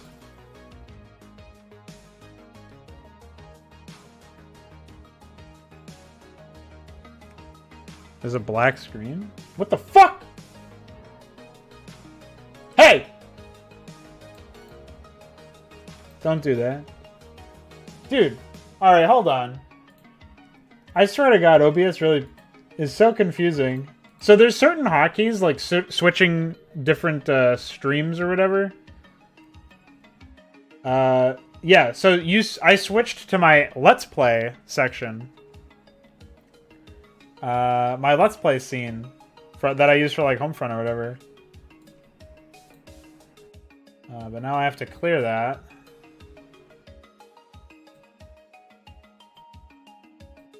Okay, well that's dumb. Yeah, I don't know what happened there, man. That's I set that up in a different profile, but apparently switch to scene hotkeys are global, whereas start recording is specific to a profile. Like I have the asterisk on the numpad multiply as my start recording button. And that only works on the recording profile. It doesn't work on my streaming one. So I figured, oh yeah, switch to scene will work too. But it doesn't. It's just annihilated me. So, apologies. I'm a boomer. Oh yeah, I was looking for update unit state.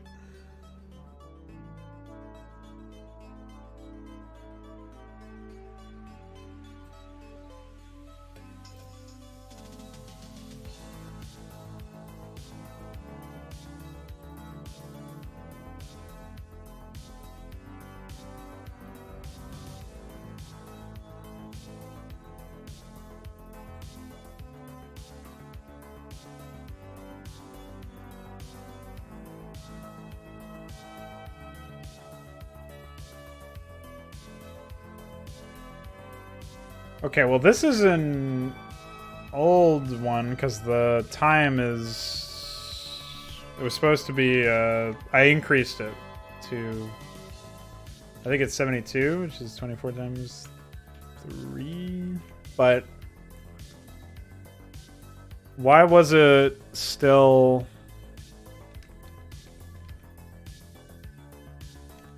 Hold on.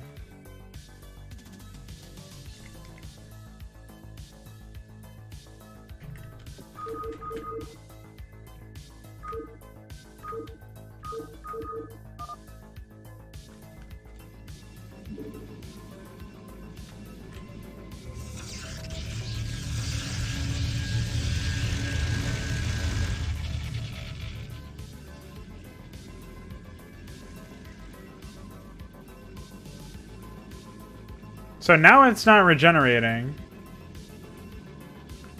But so if you speed the game up for testing or whatever, these will actually have more minerals in them than they would otherwise. Yeah, this is pretty good. I think he's electric blue. Yeah, that's the color. Another player color by DF. Check him out on... He doesn't have an Instagram. He has DeviantArt, I think. DeviantArt. We got motherfucking Bone over here. We got motherfucking Maroon.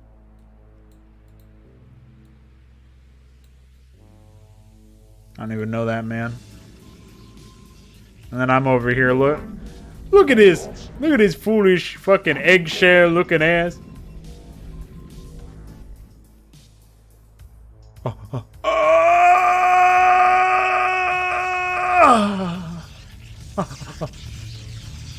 Dude, they all want to build everywhere, man. They all want...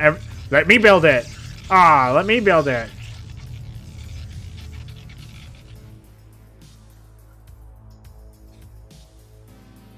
Player 6 has mineral fields?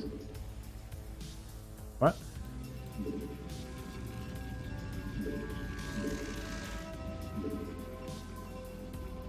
Who would even player 6 be? This guy.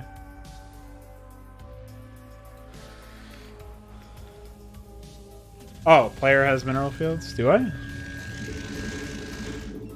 I don't own any. I just have vision of these guys because I have shared vision of all the AI for the debug. That's why you're asking. Or player has 6. I see what you're saying. Yes, this player has 6 mineral fields. That's probably not going to remain that way.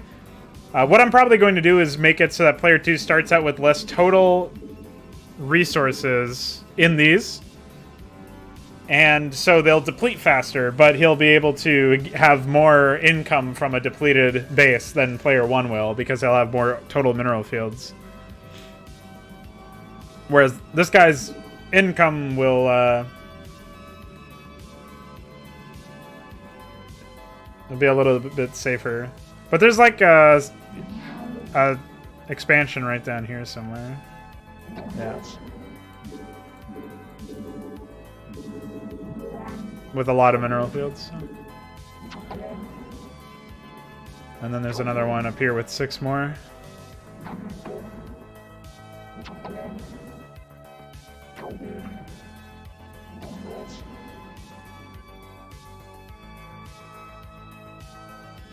They seem to be upgrading. I don't know why they have level 1 shields, but not level 1 armor, which is what they're supposed to get first. Also, they still fucked up a gateway. They didn't wait build for whatever pylon that is.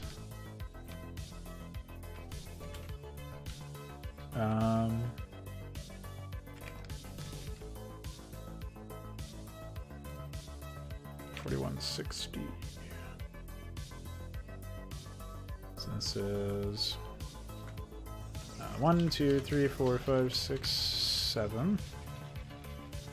So they should wait build 7 pylon before building 25, 60, 40, 16. Oh, okay. So these just need to swap places. Easy enough. Nice. Yeah, I don't know why they don't build shield batteries. They also don't seem to be building the robotics facilities. I should probably figure out why that is. Oh, he waits until he has an Ahmed death. Well, no wonder. What was the point of the Ahmed death, though? Like, what?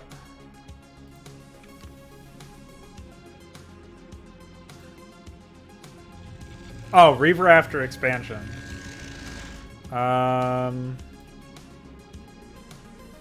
I think I was going to have a trigger that set the death if they owned 2 completed nexuses. So that's fine. We can just do it this way. Or we'll say command. Current player commands at least 2 Protoss Nexus.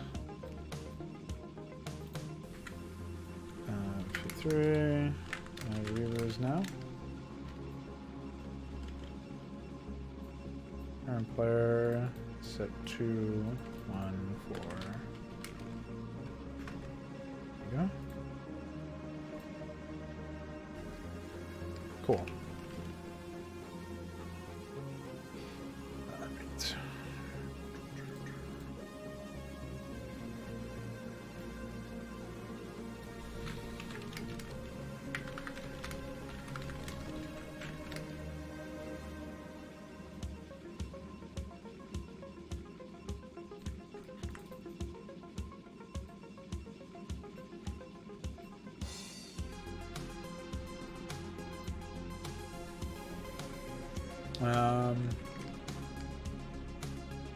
What else?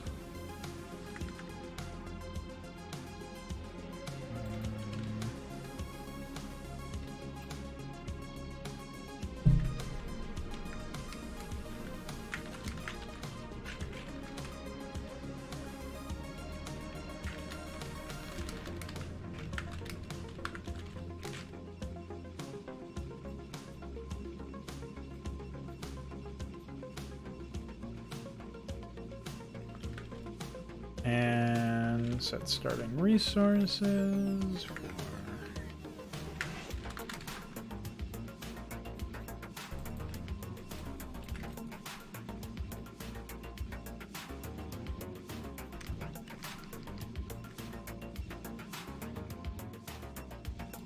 shuttles. Oh yeah, they built a single robotics facility over here, so they started spamming shuttles. Which reminds me, I should probably get the shuttle check transport function in.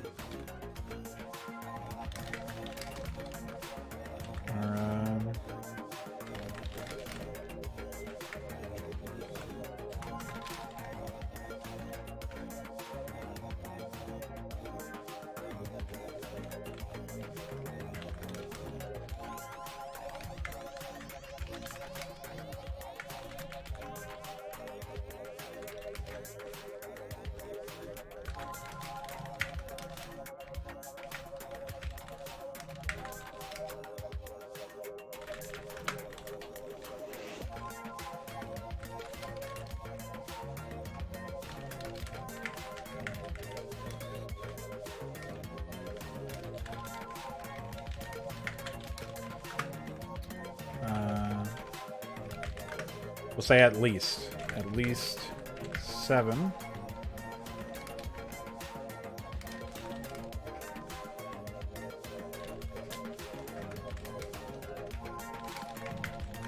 There we go. Hey, what's up, Raw Flesh, Meathead? How you doing? I do have some progress. We have a our first AI is working, and he's expanding everywhere.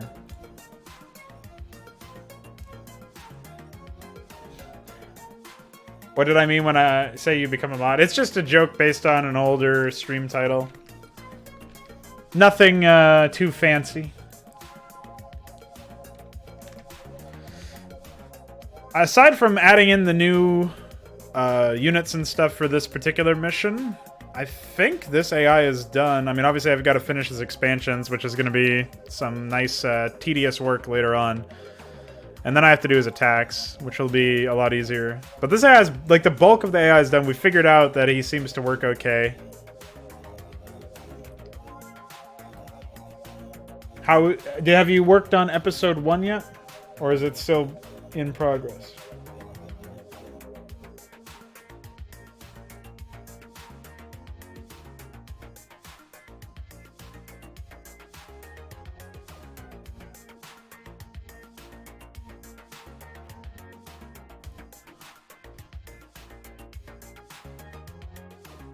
Oh, cool. I used to do that all the time. It can be very helpful.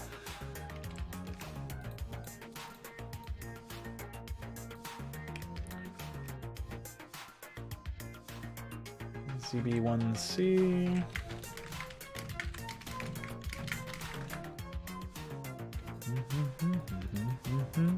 What is this mix? I don't remember this at all. The Great Beyond Volume 2.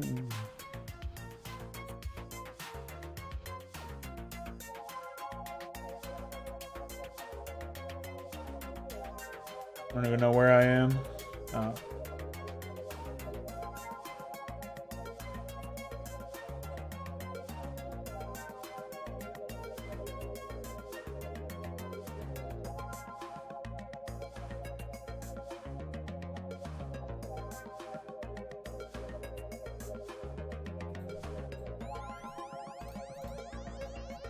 Let's keep going down the list here. Zerg. Oh, wait.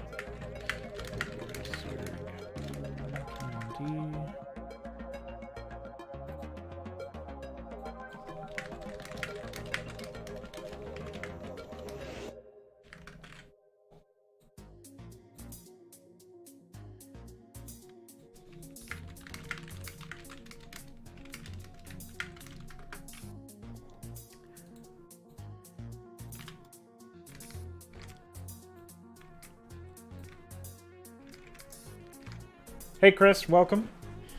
What do I do when I've become indecisive about what you were doing?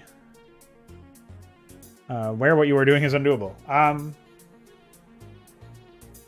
actually not sure I've been in a situation like that recently, or...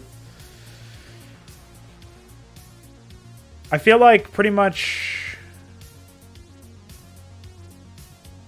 anything that I go forward with tends to be malleable enough that I can shape it into something I am confident in if I do run into some issues like that. If I really was not able to quell any sort of mental stigmas I had or something to that effect, then one of the things that I would probably end up doing is dramatically altering it, like going back to the drawing board for that particular aspect. And I don't really think I've ever had to do that. Not in the modern era anyways. Like, I definitely have been faced with that dilemma when, back in like 2015 or something, which is when I had like a whole bunch of projects that were halfway done but never ended up getting released. In those situations, I always broke under the pressure, or the I don't know if pressure is the right word for it, but like that ended up breaking the project for me, so I just would never really finish it. But I don't think it has to be like that. You can also just decide to keep going with the original vision. Like, if something like that happened to me now, I would just keep going with the original vision and at least complete some aspect of it so that I would know whether or not it was, like, my fears of it being, or my lack of confidence in it were vindicated, right? If I absolutely knew 100% I wasn't confident in it, then... and it was also not something that I felt like I could salvage, then I would obviously probably just abandon it, but you tend not to want to do that, obviously, so. I like the titles of your projects, Raw Flesh. Dogma Days is a cool title in particular. I like that. I look forward to seeing some of them when they're done. Feel free to send them my way.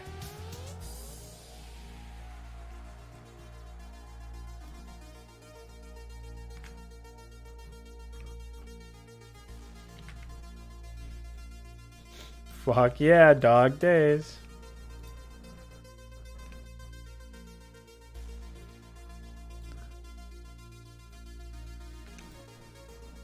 There's a drone there! Ah, he's hiding.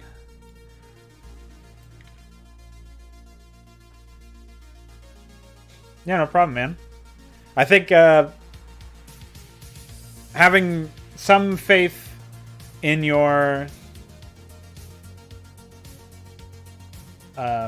the process to carry you through any uncertainties is definitely like a... I don't know if it's a skill, but it's a mindset that it tends to be pretty helpful. Especially if you've operated in the space for long enough where you're generally confident in your ideas or your concepts or your skills to execute upon those concepts. for like 90% of things or whatever, but then there's just like this one thing that gets you out of left field. You kind of have to just have confidence in your abilities at that point.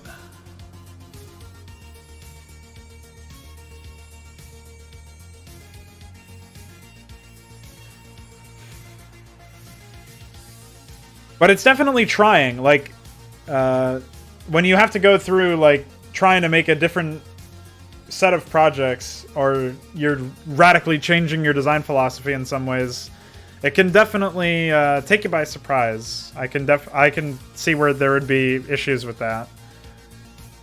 For example, going from Inconsummate to Project Hydra, you can see where like the smaller scale atmospheric elements are kind of lost in Hydra because the scale washes them out. I don't think that they're mutually exclusive. I think you can do both. But it took me seeing... they weren't even really polar extremes either, but it took me seeing one that was an example of a more small-scale atmospheric project that was more intimate, more single-player, obviously, so it's not like you're breaking some immersion by talking with your friend about strategies or something, that your co-op partner or whatever. It was something about that was, like, peculiar in that sense, whereas, you know, you see an example of that, and you see an example of something where there's not really any story focus, and the atmosphere, if there is any, is established by the gameplay, as opposed to like some plot, because the plot's something you've already experienced before, and I don't make any attempts to make it consistent. It took me seeing examples of both of those to see where like the advantages and disadvantages of each one were, and how they might be married in some beneficial manner. So it's one of those things where, like, it's really difficult to say, hey, I'm just going to work on a project. I'm just going to make something.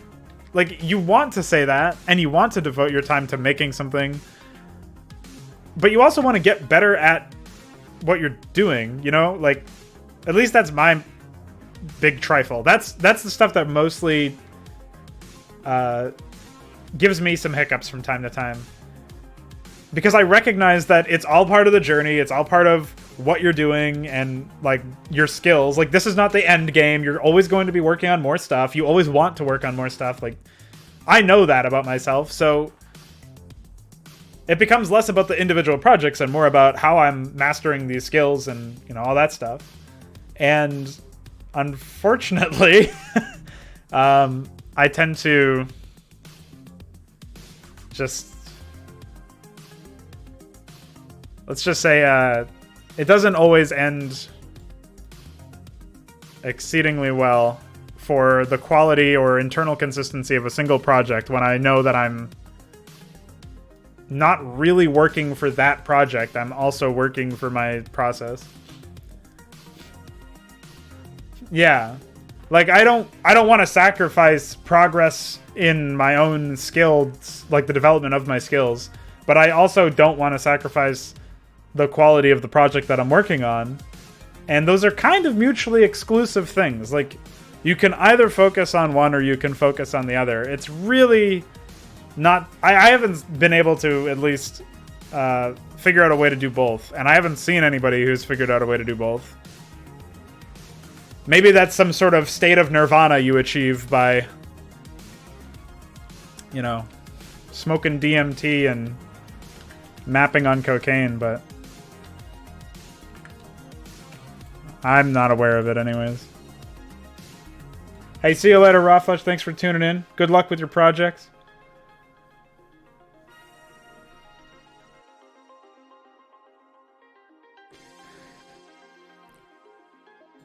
So there's two different kinds of things that I do with pre-planning. The first kind is if it's a project that I have not worked on before or I have very little experience with. Like the original time I decided to work on Project Hydra. I had sort of worked on a co-op version of the original campaigns before, but it was very basic and it wasn't... there was no modding associated with it. It was just like changes to the base, like the maps, so that you could play it with two people. It didn't change the difficulty or anything. So it was very, very quick and dirty. It was not comprehensive by any means. It's certainly nothing like what Hydra actually is. So when I decided to sit down with Hydra, my pre-planning was just these are the kinds of main ideas or main development, or what's the term? Like the ethos of the project, the mission statement of my development behind it, and the development, like the design philosophy behind it, was the first thing that I figured out when I sat down to work on that. So my pre-planning was really just figuring out what I wanted to do with the project, and then doing a bunch of experimental things to try and figure that out, to try and see if my design philosophy would produce work that I found enjoyable. And eventually it did. But obviously that was like it took some formation, right? It took some work, it took some experimentation, and you have to figure out if your concepts are all that you think they are. And so that's how I handle pre-planning for something that I'm not super familiar with. I figure it's like risk assessment in a kind of way. You figure out like what kind of project you want to make, like what the engine you're making it in is, and you start working on some early drafts and some prototypes, and if those make it in your head, then you could start pre-planning the project with a bit more of a familiar, like you have a bit more familiarity with it, so you can pre-plan it in more detail. And then you can actually plan the proper project. So maybe it's your work is such that your prototypes are good enough as they are that they can slot into the final product with some tweaks or some fixes or something. And if that's the case, then you're off to a pretty good start already. But odds are you're probably going to have to significantly change, if not outright redo, a lot of your old work, your prototype work, in order to properly establish a coherent mission statement, right? A coherent project. So if that ends up being the case, pre-planning is pretty important, obviously. It's underscored how important it is by the fact that you're going to be redoing some work, so you don't want to have to redo that work again. Whereas you're like, it's easy to say, hey, it's okay for me to redo this work because it was a prototype. It's less easy to say, I'm going to throw out this work that was the second draft, basically. Like, if I'm redoing work for like just even once, it's like, okay, I should have learned enough from the first draft that this second draft is better, significantly improved, fixes the problems with the original, and if there are any new problems, which obviously they're probably going to be because I'm not going to start making perfection, then I should be able to live with those, minimize those, optimize those out, whatever, and it should still be representative of the overall bar of quality I'm trying to set and meet, the standard I'm trying to meet for my project. If I have to redo a second draft and make it into a third draft, that's a lot of pressure. Or not even pressure, it's just, there's agitation there. It feels like you wasted your time, kind of. At least that's my, like, a personality flaw that I have with that, where it's really hard for me to let go of that kind of stuff. So, I always try to make sure that once I'm done with the prototype phase of stuff, the exploratory phase of stuff, I've figured out what my design ethos is going to be, I've figured out what I'm going to be doing with the project, how I'm going to handle maybe any risks, right? That's where risk assessment comes in. I go ahead and say, I'm going to work on this project. This is like an approved project. I'm approving it. We're going in. That's where I start to pre-plan each individual mission, if it's a campaign, or like if I was doing a total conversion, I would start planning out the races and the tech trees more in depth and figuring out, who can I bring on board to do some art for it? Who can I bring on board to do some technical stuff for it? If I need anybody else, that is, which probably I do if it's any sizable project. And so hopefully that, in a roundabout way, answers your question. But really, it comes down to understanding that the prototype phase often results in work that you have to redo or throw away, or maybe the concept itself to begin with wasn't as good as you thought it was initially. And that's okay because that's why you did the prototype instead of finding that out when you were in the middle of trying to make it a serious project. So you do the prototype, you figure out if it's good. If it is good, and if it's something you want to work on, if it's something you see potential in, that's when you get way more serious about the pre-planning so that you can get way more serious about the development. So that would be how I would approach it. That's how I do approach it now. It still feels weird for me to give advice on pre-planning and project development in terms of trying to release stuff, because I haven't really released too much stuff. I've released Inconsummate and the original version of Hydra Rebel, and I've streamed the production of a bunch of other things, but I haven't really done much in the form of,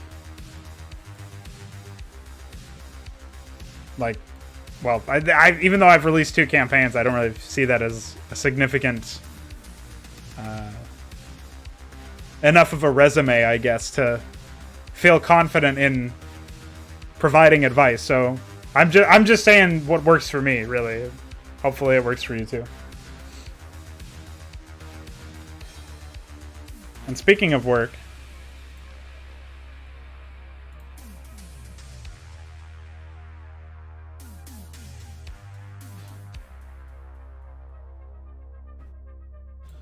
I've got to figure out what it is I'm doing next for this.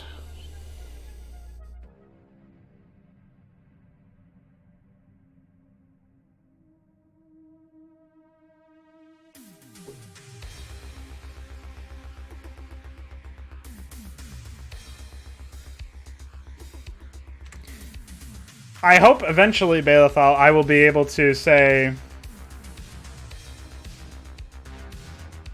that I've released a lot of campaigns, and without being fraudulent, I say that I care about quality still. I hope. That is my hope.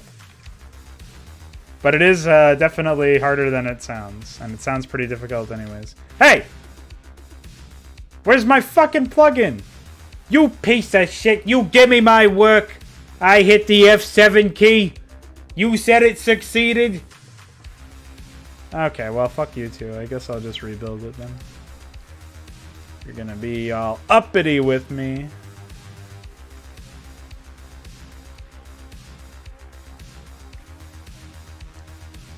It does take time. But going back to what Connor was talking about earlier, he was mentioning, like, you know, is there anything other than the expansions that I have to do in this stream? And, you know, we tested out, like, whether the AI worked or whatever. But ultimately, the bulk of the work is coming from setting up the base layouts and the expansions and stuff. And it is really time-consuming. And unfortunately, I don't see any way to optimize that. Like, we have the base layout logger, which is really useful. Like, that's optimization that is courtesy of iQuare from an idea that Vic had, I believe. And, like, that's great, but it's... Okay, there is one other thing that would definitely optimize it, and it's being able to only see one player's... The player that, like, is up here, like, having an option to only see, like, player 1's units or player 2's units or something like that. Once that's in, that will be great. But I still have to, after I set up all of the base layout locations, and after I run the game to log them, and after I, you know, go in and sort them out in the logger, some of the sorting of the logger can be optimized. Like, hopefully I won't have to rename everything. Like, they'll just say, eventually iQuare said he's going to say, like, instead of printing out unit ID 154, it'll just print out Nexus. Hopefully that logging thing will eventually get optimized in that sense. But I still have to sort through it all. I still have to write, like, comments and stuff like, this is what base this is, what base that is. Even after I paste all that stuff in, I still have to modify the priorities, which is pretty quick. You know, it's not that challenging. It takes, like, it doesn't encompass that much time. And I still have to write the town thread itself. Like, I still have to write the commands for the AI to actually build this stuff. So there are a lot of elements of that where, like, I could probably write an AI without any expansion calls in under an hour and make it work completely. Like, have it just be functional. And then the expansion calls adding on to that are insane amounts of work. That's like 3-4 hours for each AI, especially if you're going to go for the full, like, 12 expansions, like each AI trying to get everything done, you know, trying to cover the whole map. Or having contingencies to cover the whole map, that is.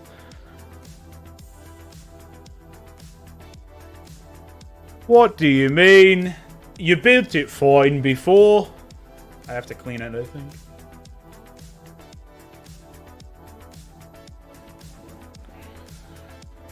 So yeah. Unfortunately, that's something where, like, I don't really see any way to optimize that. I guess I could optimize my technique so that I would just write the AI wholesale without any issues, without any expansion, whatever, whatsoever, and then add that in towards the end. Make that the last thing I have to do, which would probably help me, stay motivated, because then I know, like, oh yeah, this AI is done after I do the expansions. Like, that would probably help me get motivated, instead of knowing that even after I finish the expansions, which is incredibly menial, slow-sucking work, even after that, I can, I still have to do more work to finish the AI. Like, that would obviously not be nice to have to suffer through. So that's an area where I can optimize the technique. But again, these are all just like making it slightly more bearable, slightly more faster. They're not going to revolutionize the way that I actually do the expansions. And so that's where it sort of, is just something that I have to live with, basically.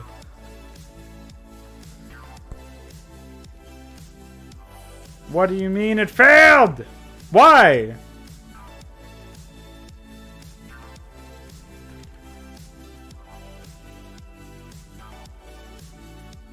All this shit is in here. You fucking moron. Dude, this pisses me off so much.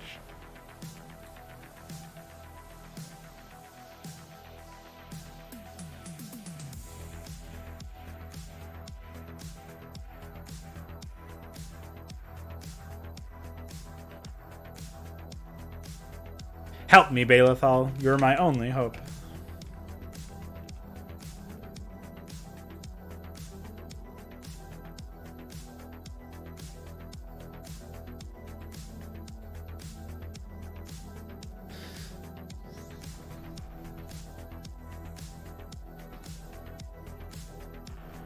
Yeah, it would have to link to Notepad++ or something.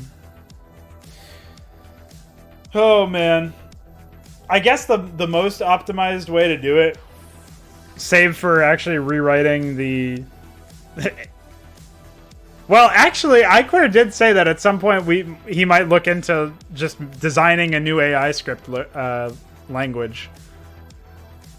At which point we might get like an updated build command that actually specifies possible build areas or whatever.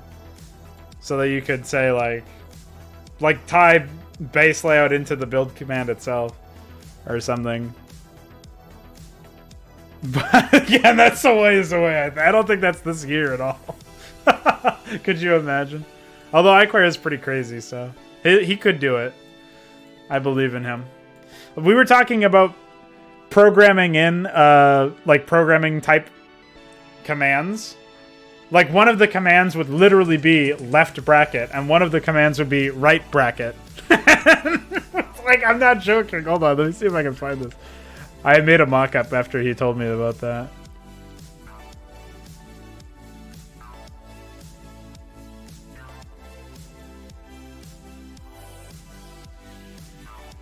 I actually don't know where it is.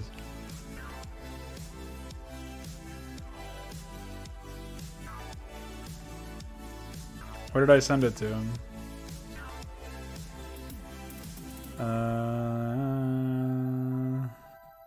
I have it in my DMs with him. Let's check. It's a while up, probably. Ooh, vibrating me. Oh.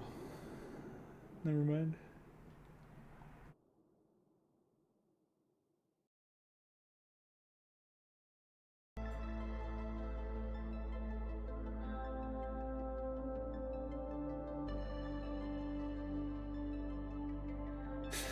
Well, I have the actual text, so I'll just put it in here. So this is what it would look like.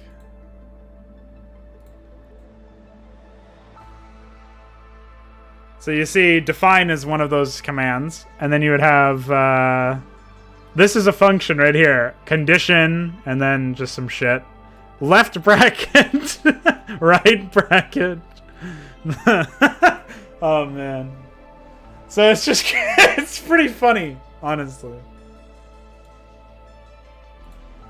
But if that if that could be added, that would be awesome. Because what that would allow us to do is like tell the AI to add a certain number of their composition based on the available resources and supply and stuff. Similar to Warcraft 3. But it is very awful to look at, yes. It's not something I would recommend. But it's all we may have. We don't even have that. I can't even say that's all we got. That's the real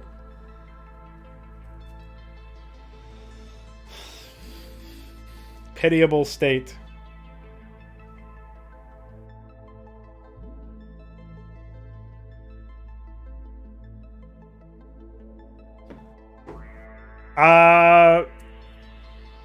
I don't think so. I mean, maybe we could. Ow. He was the one who came up with left bracket and right bracket. After he told me that, I just mocked it up. Maybe they aren't. I don't know. Are they used for anything in Python? Because defining them as commands in Python might be fucked up if they're operators or whatever the term is.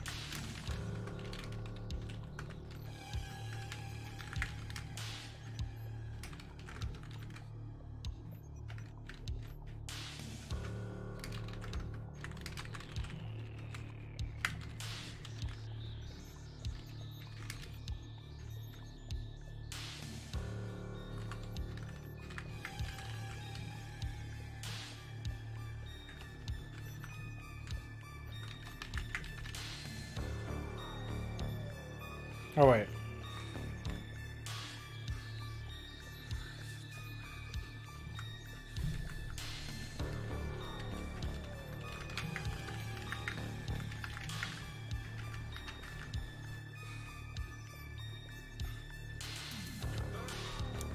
Yeah. Yeah.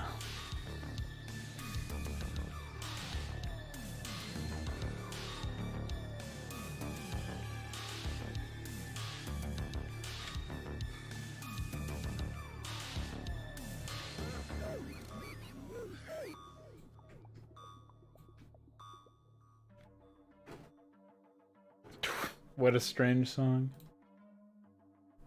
Speaking of songs, where's the music at, dude?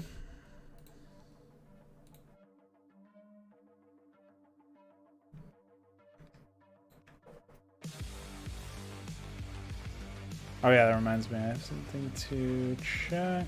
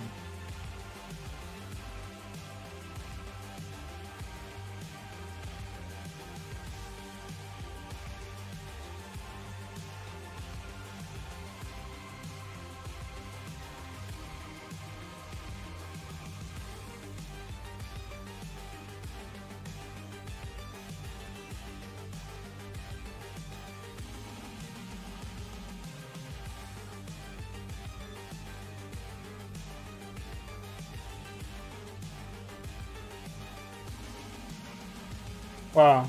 Good one.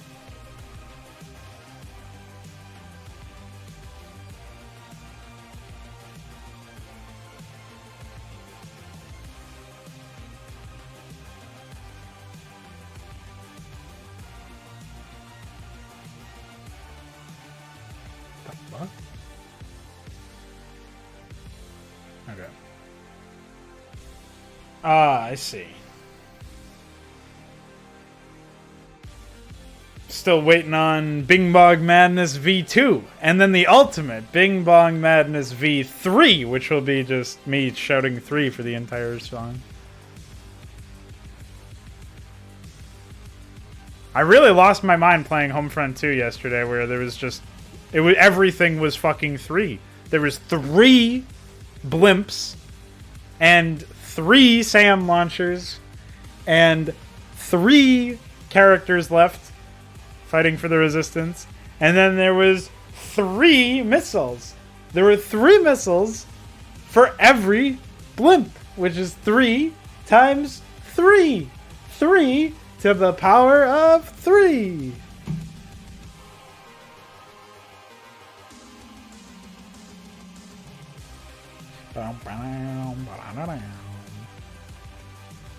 Yeah, okay. I forgot about that. Thanks for reminding me, man. Really appreciate that reminder of my psychosis. Do you know why this is saying not a class or namespace name? Why? What happened? What did I do? Wait, what? This isn't the right thing. Where am I? What folder am I in? Oh, that would be why. LOL. No, don't worry about it. I just opened up the wrong project file because I forgot to click on the one with an N in it.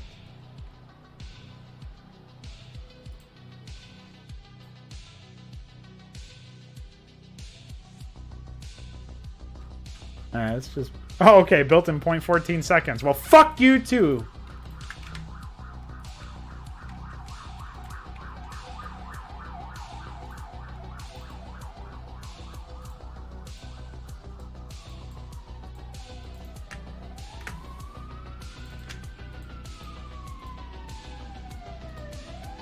Oh, I thought that was from the song. It's from my background.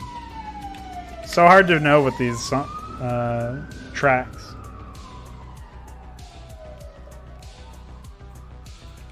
A Sonic game, huh? Is it 3D?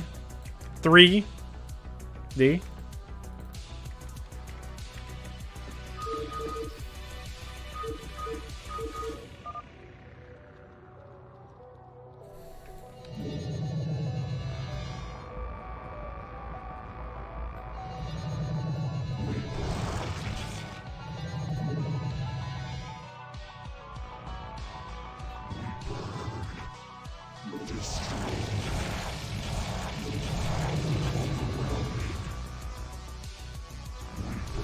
So as you can see, I made it so that shield batteries affect allies, basically.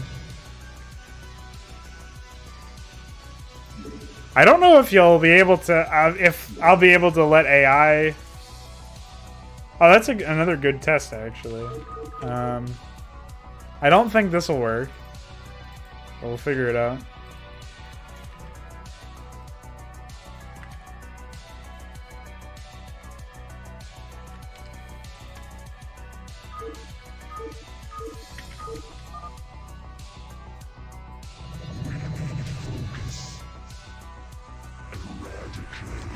It does work! Holy shit! You can right-click on your allies' shield batteries.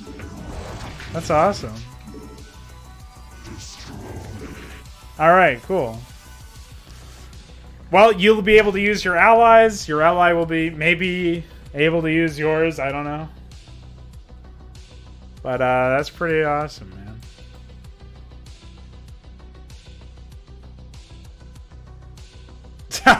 That sounds pretty good, actually. That sounds like I should do something like that for AI scripts, where I just like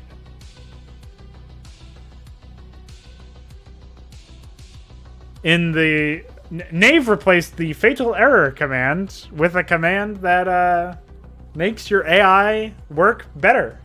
So please use it in all of your headers. I don't know, something like that. That'd be a good bit.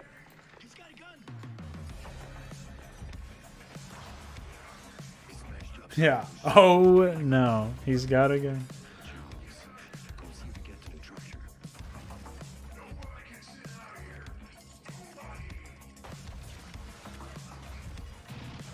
Nobody.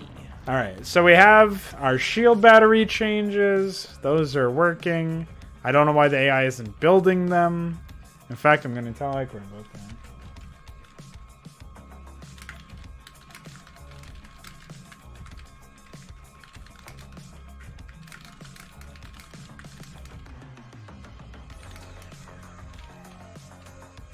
Let me just double check before I start bothering him about that, though. I want to make sure that everything in their unit stat file represents their new size.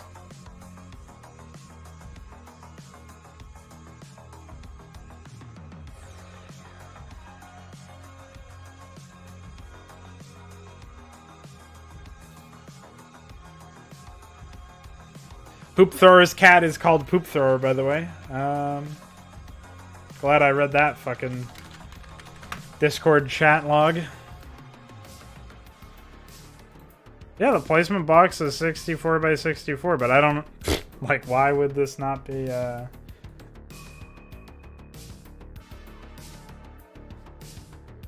Why? I don't know any reason why this wouldn't work.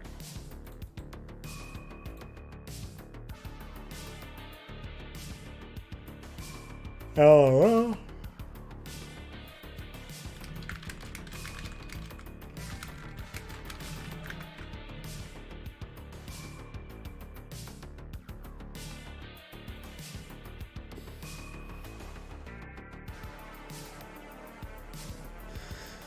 left bracket, right bracket. Jesus Christ.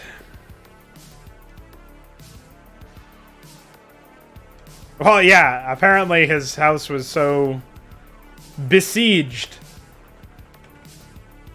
by the feces that he needed to hire a poop thrower.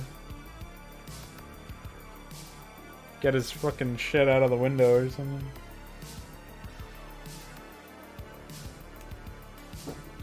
Oh man, I got water on myself. So I will figure out the attack regions. So this would be... I think they would lean towards targeting Iraq the most.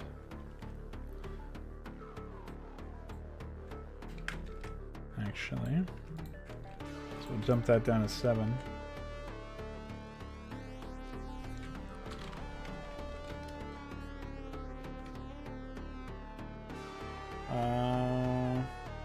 Let's see here.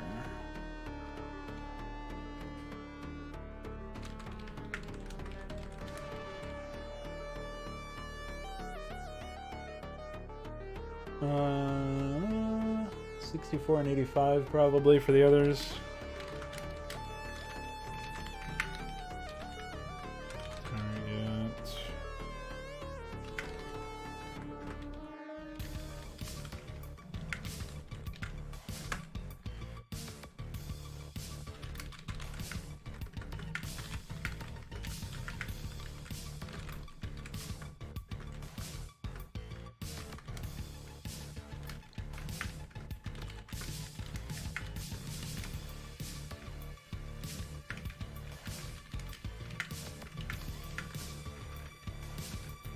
Oops. Annihilated myself. Sorry. Sorry.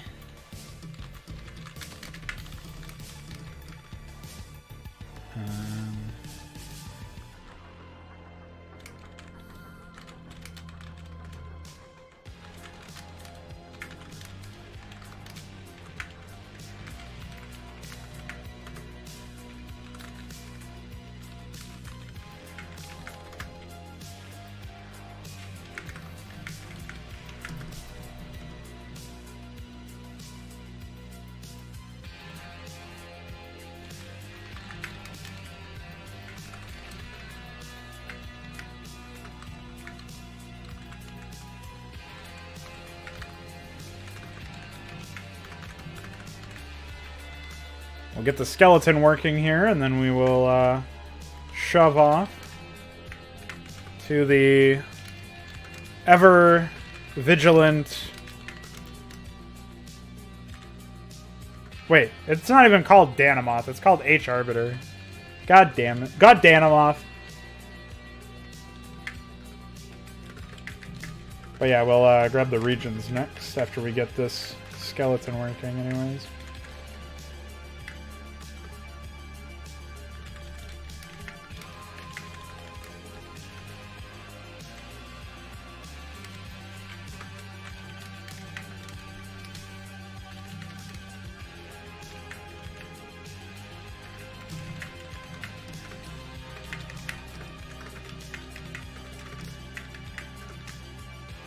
And yes, there are 3 possible attacks initially.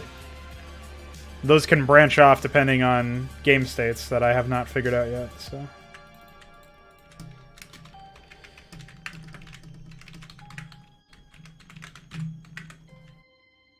Once I figure those out, I'll swap them out.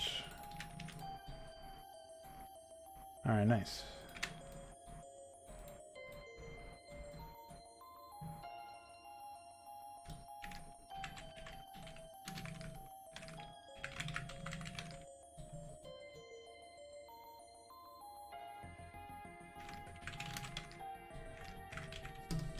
Oops. Hey, stop that. All that rattling is just my mic stand. I don't know why my swing arm elects to do that for some reason.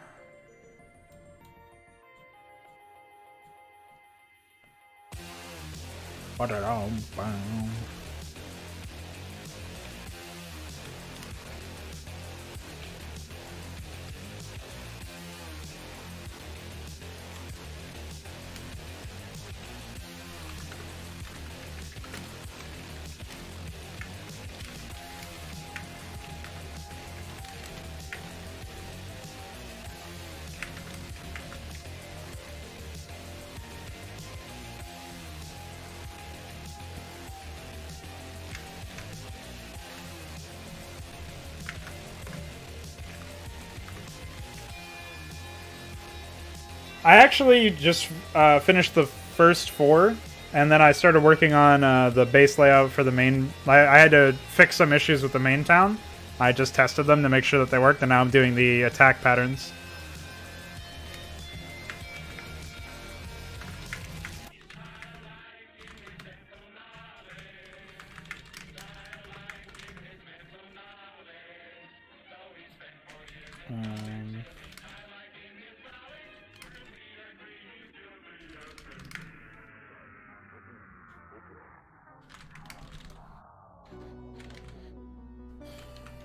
Let's see.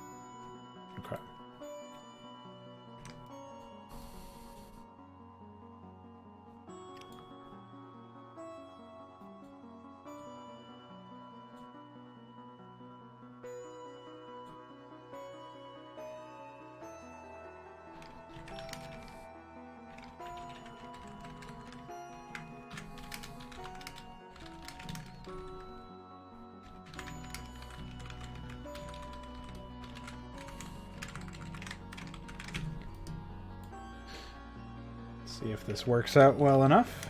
They might just fly around like morons, but we'll see.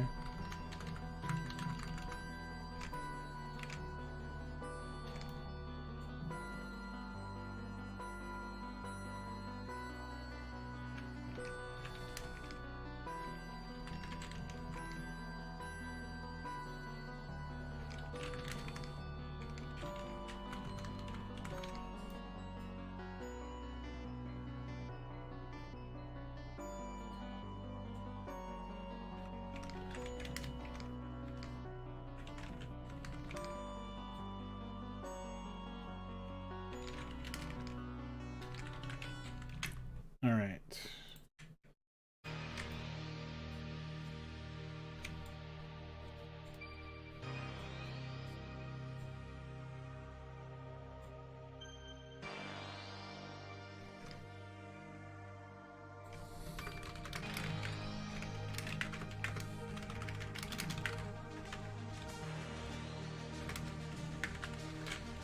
Oh, I never got the location for this.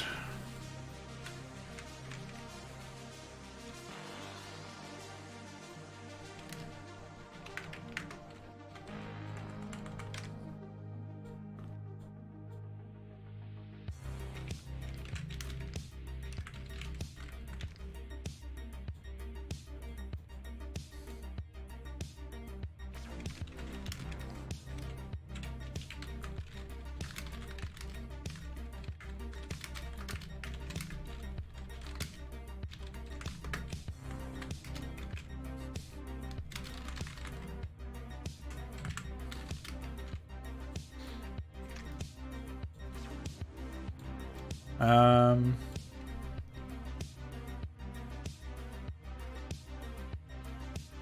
hmm.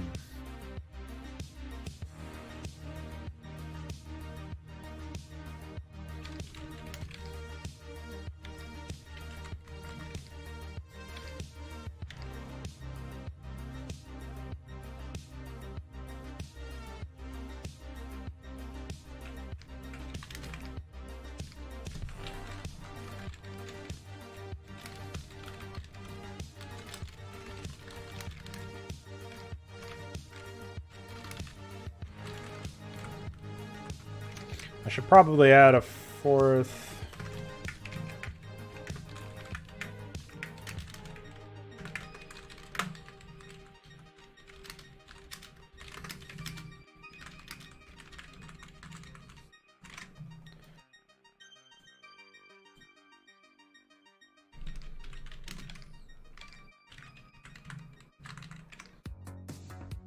Yeah, something like this will do. Most likely.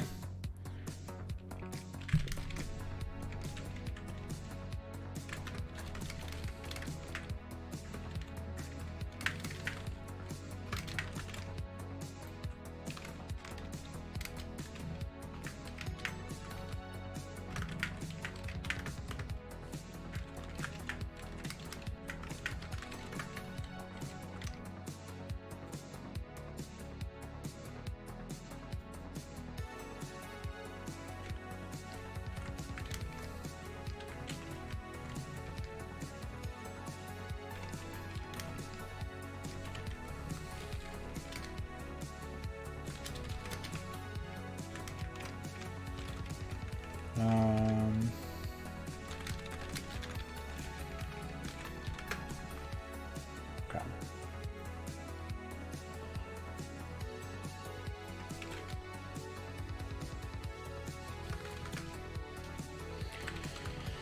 That should be fine.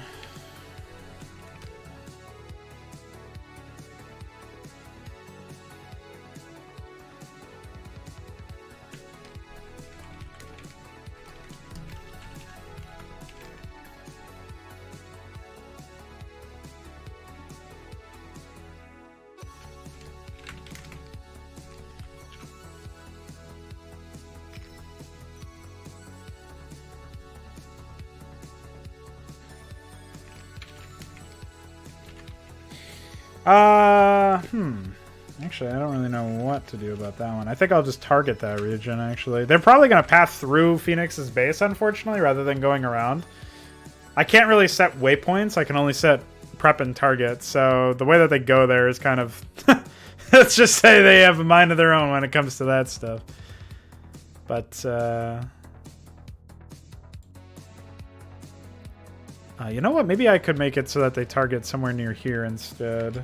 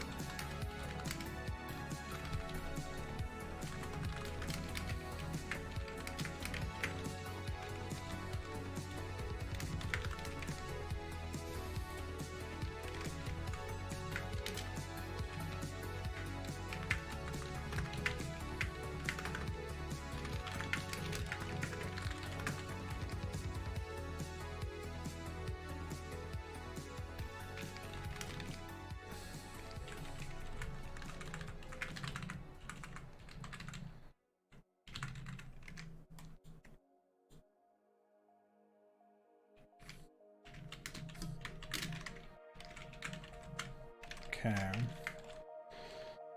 So that's like Phoenix, Natural, Southwest.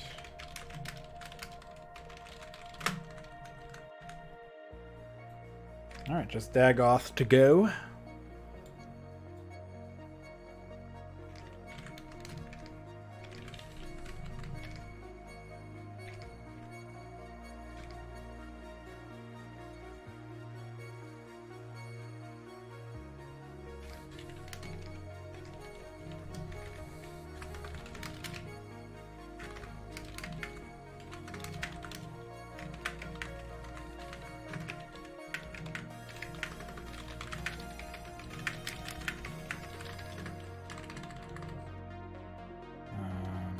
This is...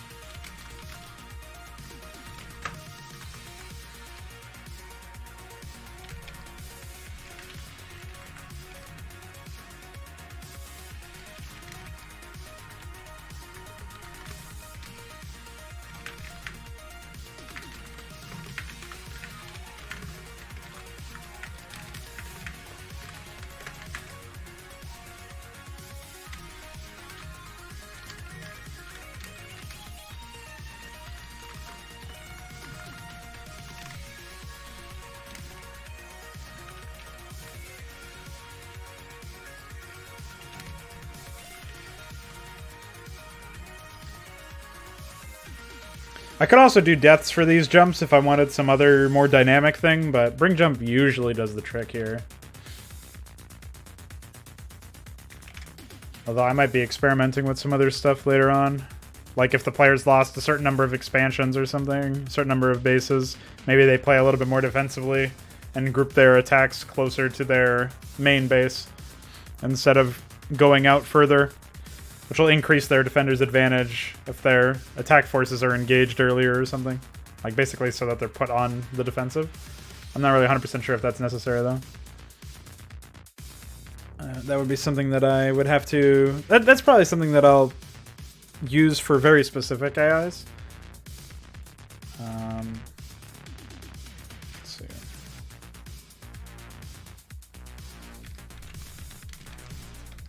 Otherwise, the AI kind of assumes a certain amount of map control that may or may not be anywhere close to the level of map control the players actually have.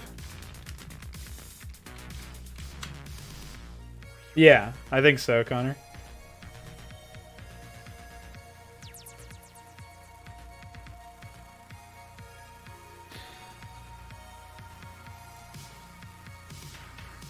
I think for sure... Well, it's actually really easy to do it script structure-wise, so for sure I could come up with a working prototype. And for AIs that are rushing early on, if they get beaten back early on, they might get really abusable if they're preparing attacks from a... like, close to where their opponents are, instead of close to their base, like if they've already suffered some losses.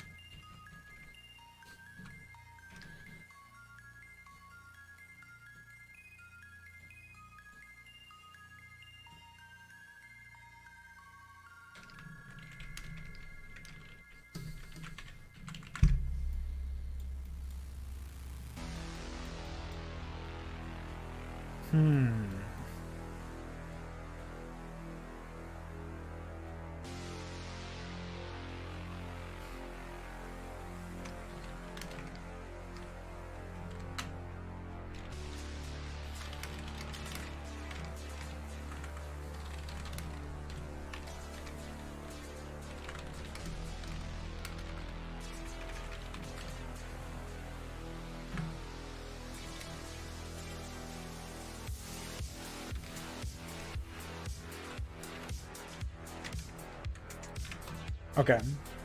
So those attacks should be good. Those targets. I want the Bone Zerg, this player over here. Here, I'll turn that off. That's closest to the players. It's actually like 4-pool, basically, so...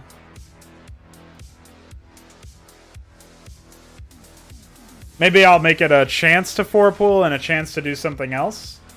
But...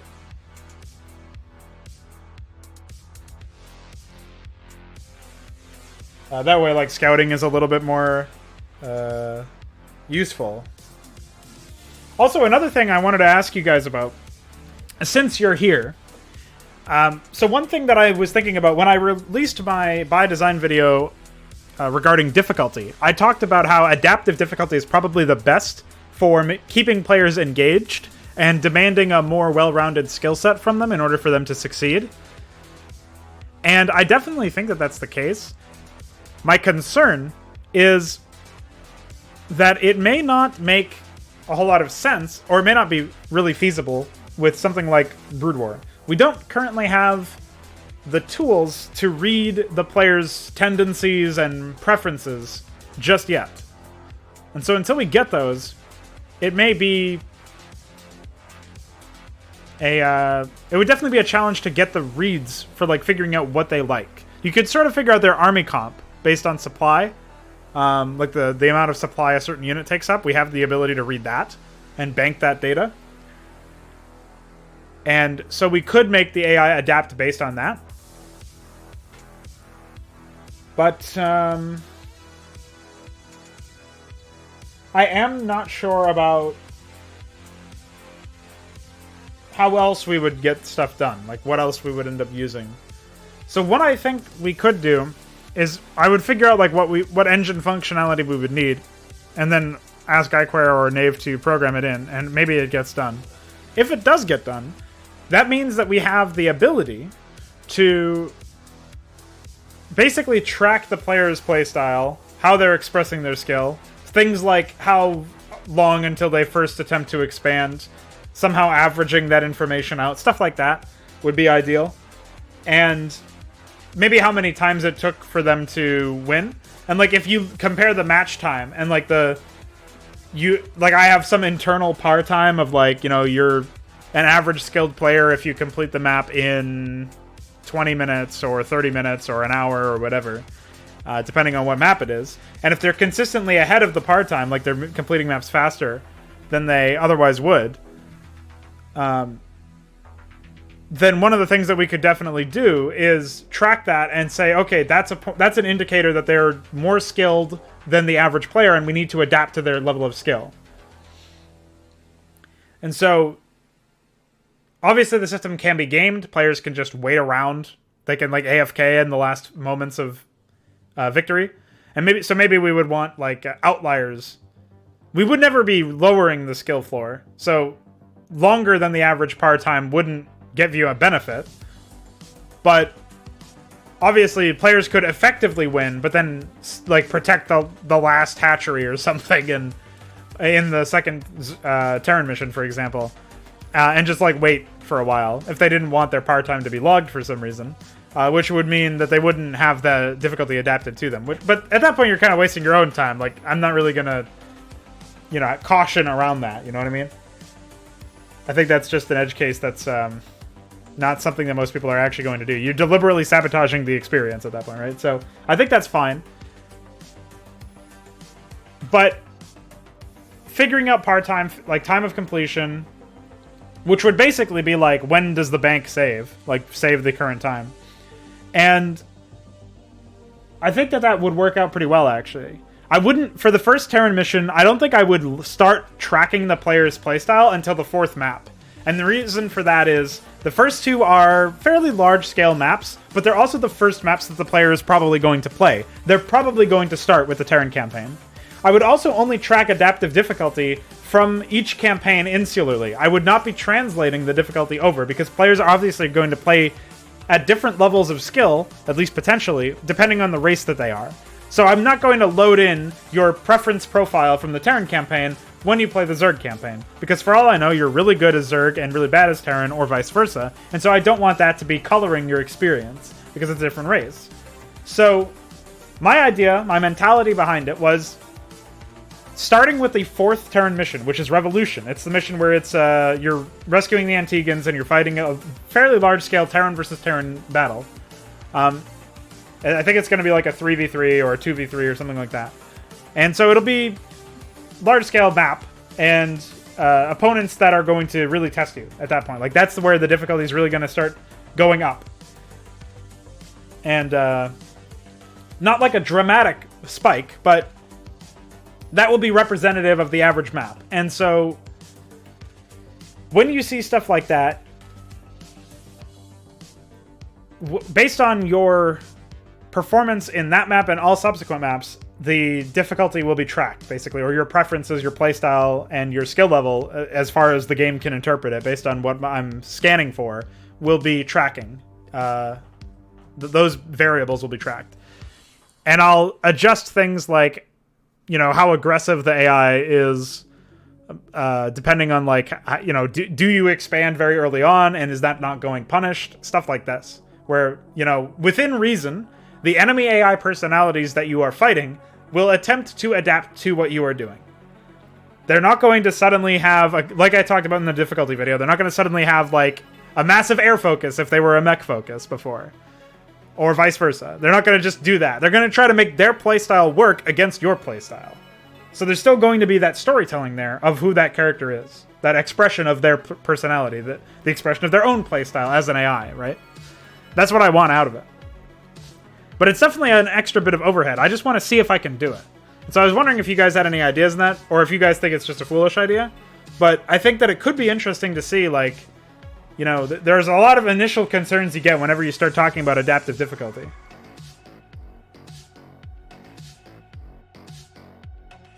But, I can dynamically assign attack regions and prep regions. And so I could detect based on whatever, like, basically I could make a couple of sub-personalities depending on certain variables that are tracked based on your performance. And if it sees that you're expanding early on a lot, and also finding faster par times than the average player, then what I would do is have the AIs, like, I would start assigning their attack regions based around trying to stop you from expanding. Or I would try to scan for expansions more frequently, basically. Something like that.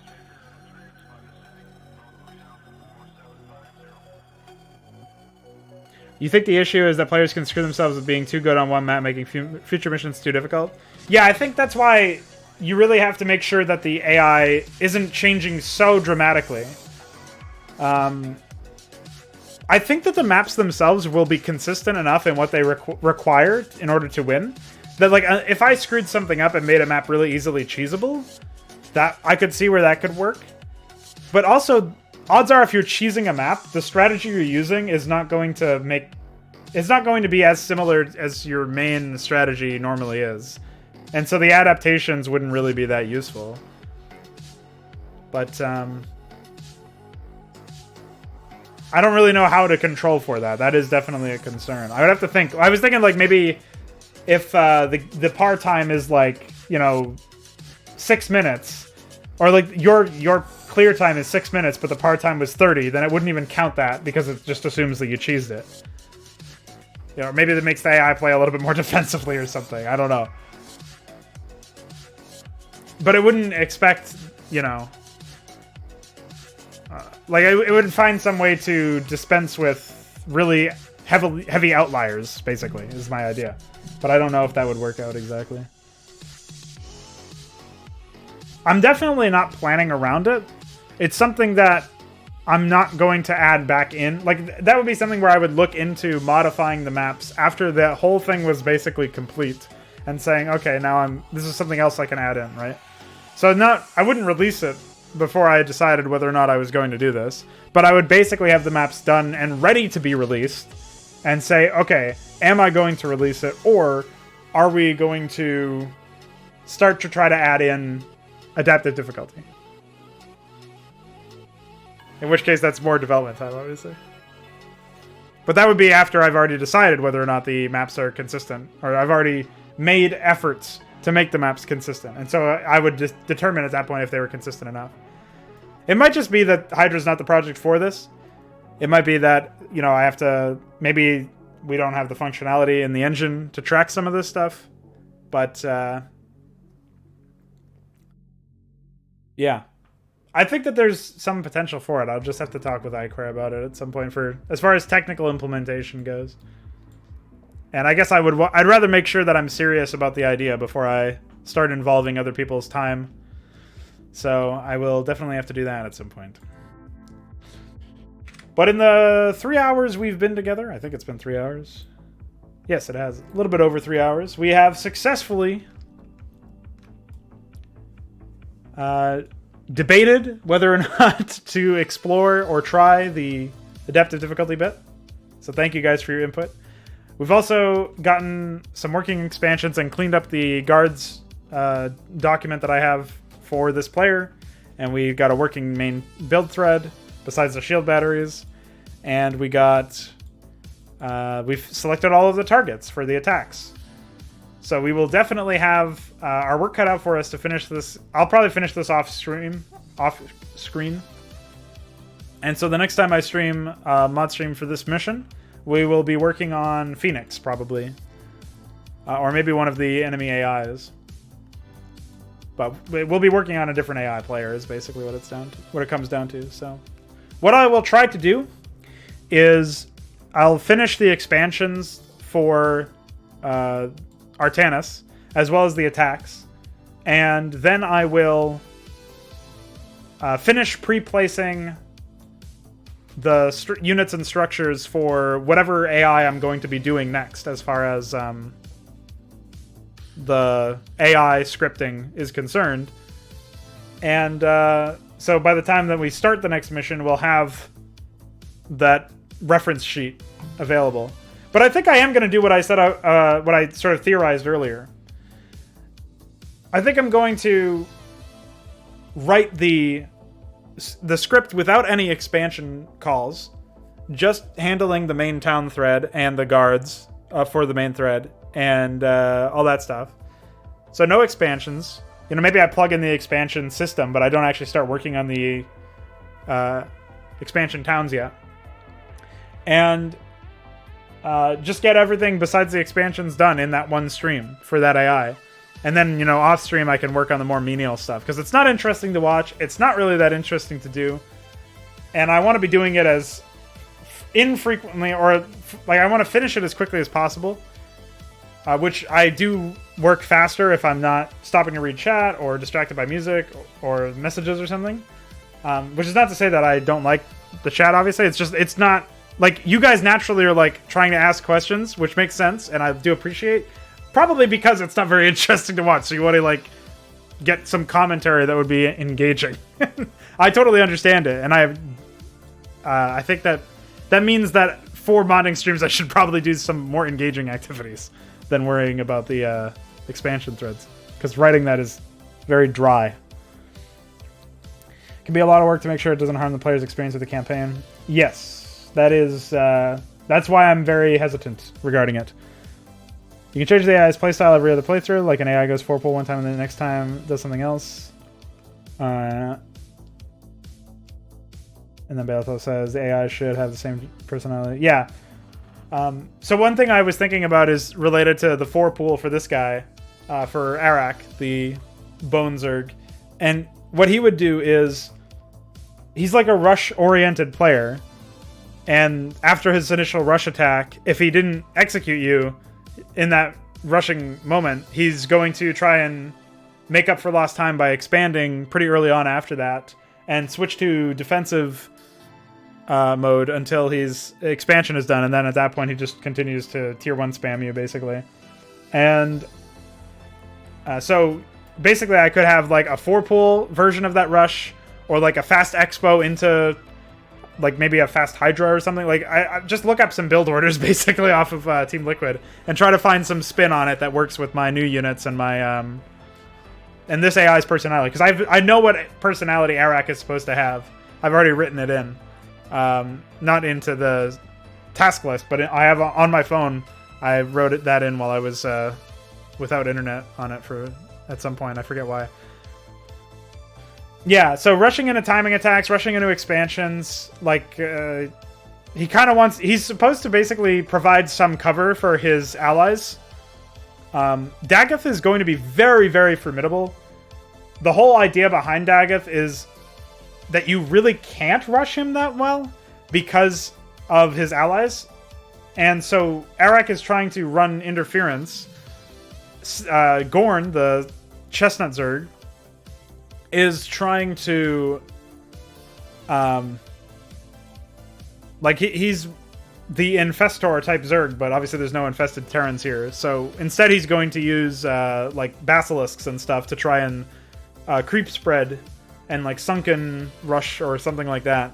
It won't really be a rush, but sunken proxy, and he's going to do all sorts of weird stuff as well. So they're going to be interfering while Dagoth is trying to get his war machine up.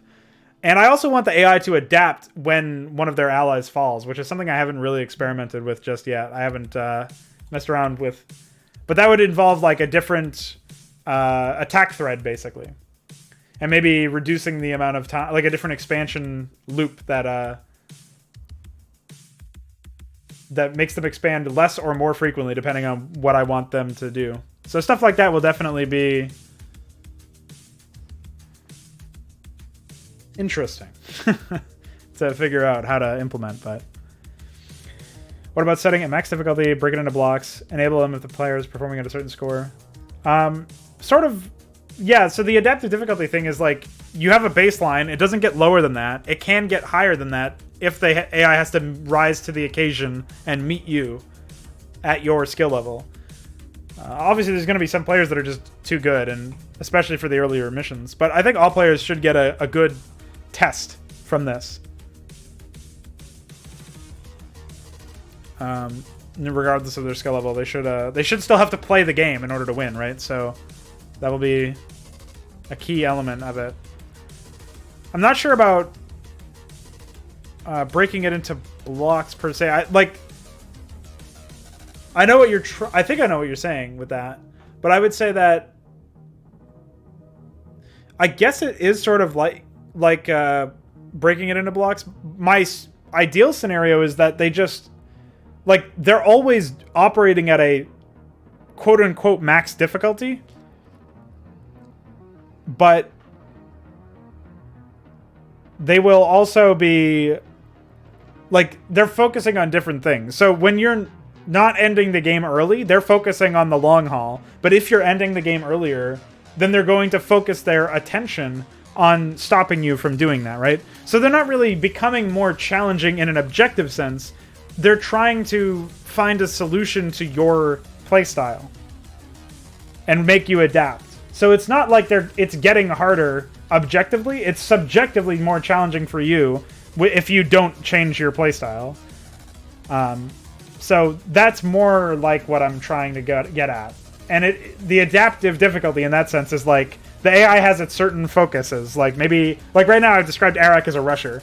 So Arak is trying to rush, but if you're rushing him, or if you, like, I mean, in this case, I can't really scan it in this mission, but in future missions where you face off against Arak, and, you know, if he knows that you've been rushing Zerg players, then he will adapt to that and say, I'm going to defend myself from rushes, or I'm going to, like, something else. Like, something else is going to be tracked there.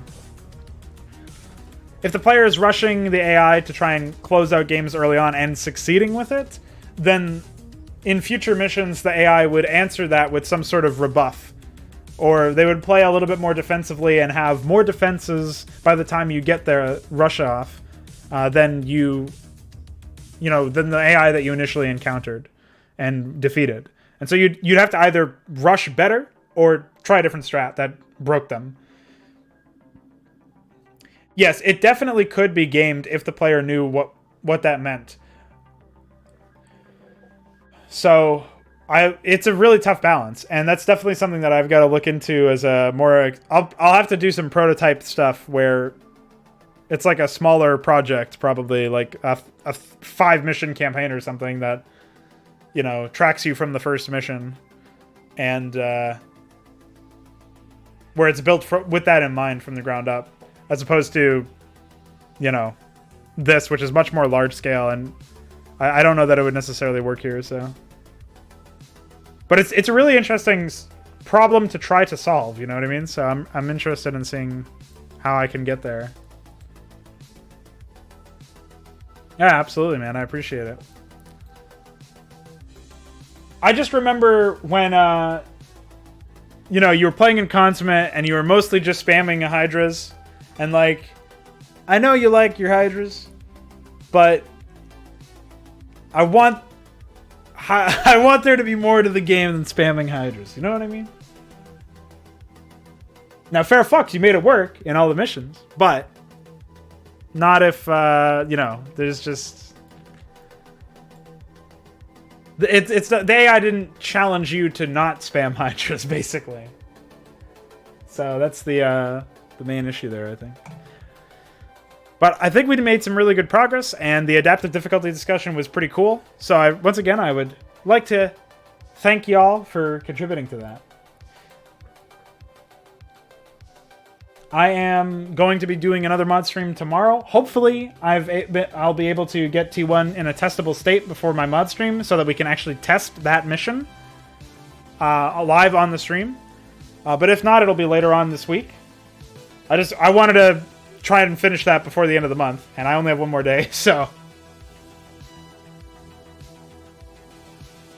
we will see. Oh yeah, Bethel, stuff like that it should be relatively easy to make it so that the AI is not as gameable in that sense. Just having like more precise control over spellcasters like I do now would have resolved it in Consummate, where the Protoss would have annihilated you with Psystorm. I don't know how you would have really approached it with the Terrans in the couple maps that you fought against Terrans, because they didn't really have it. Like, they didn't have science vessels or anything, so yeah, they would have had to just spam tanks, I guess. But that is it for me, myself, and I. I had a lot of fun today. Thank you guys for tuning in. Thank you guys for hanging. And thanks for watching. And I will see you guys next time. Tomorrow. See you guys tomorrow for more modding. Modding. Mwah.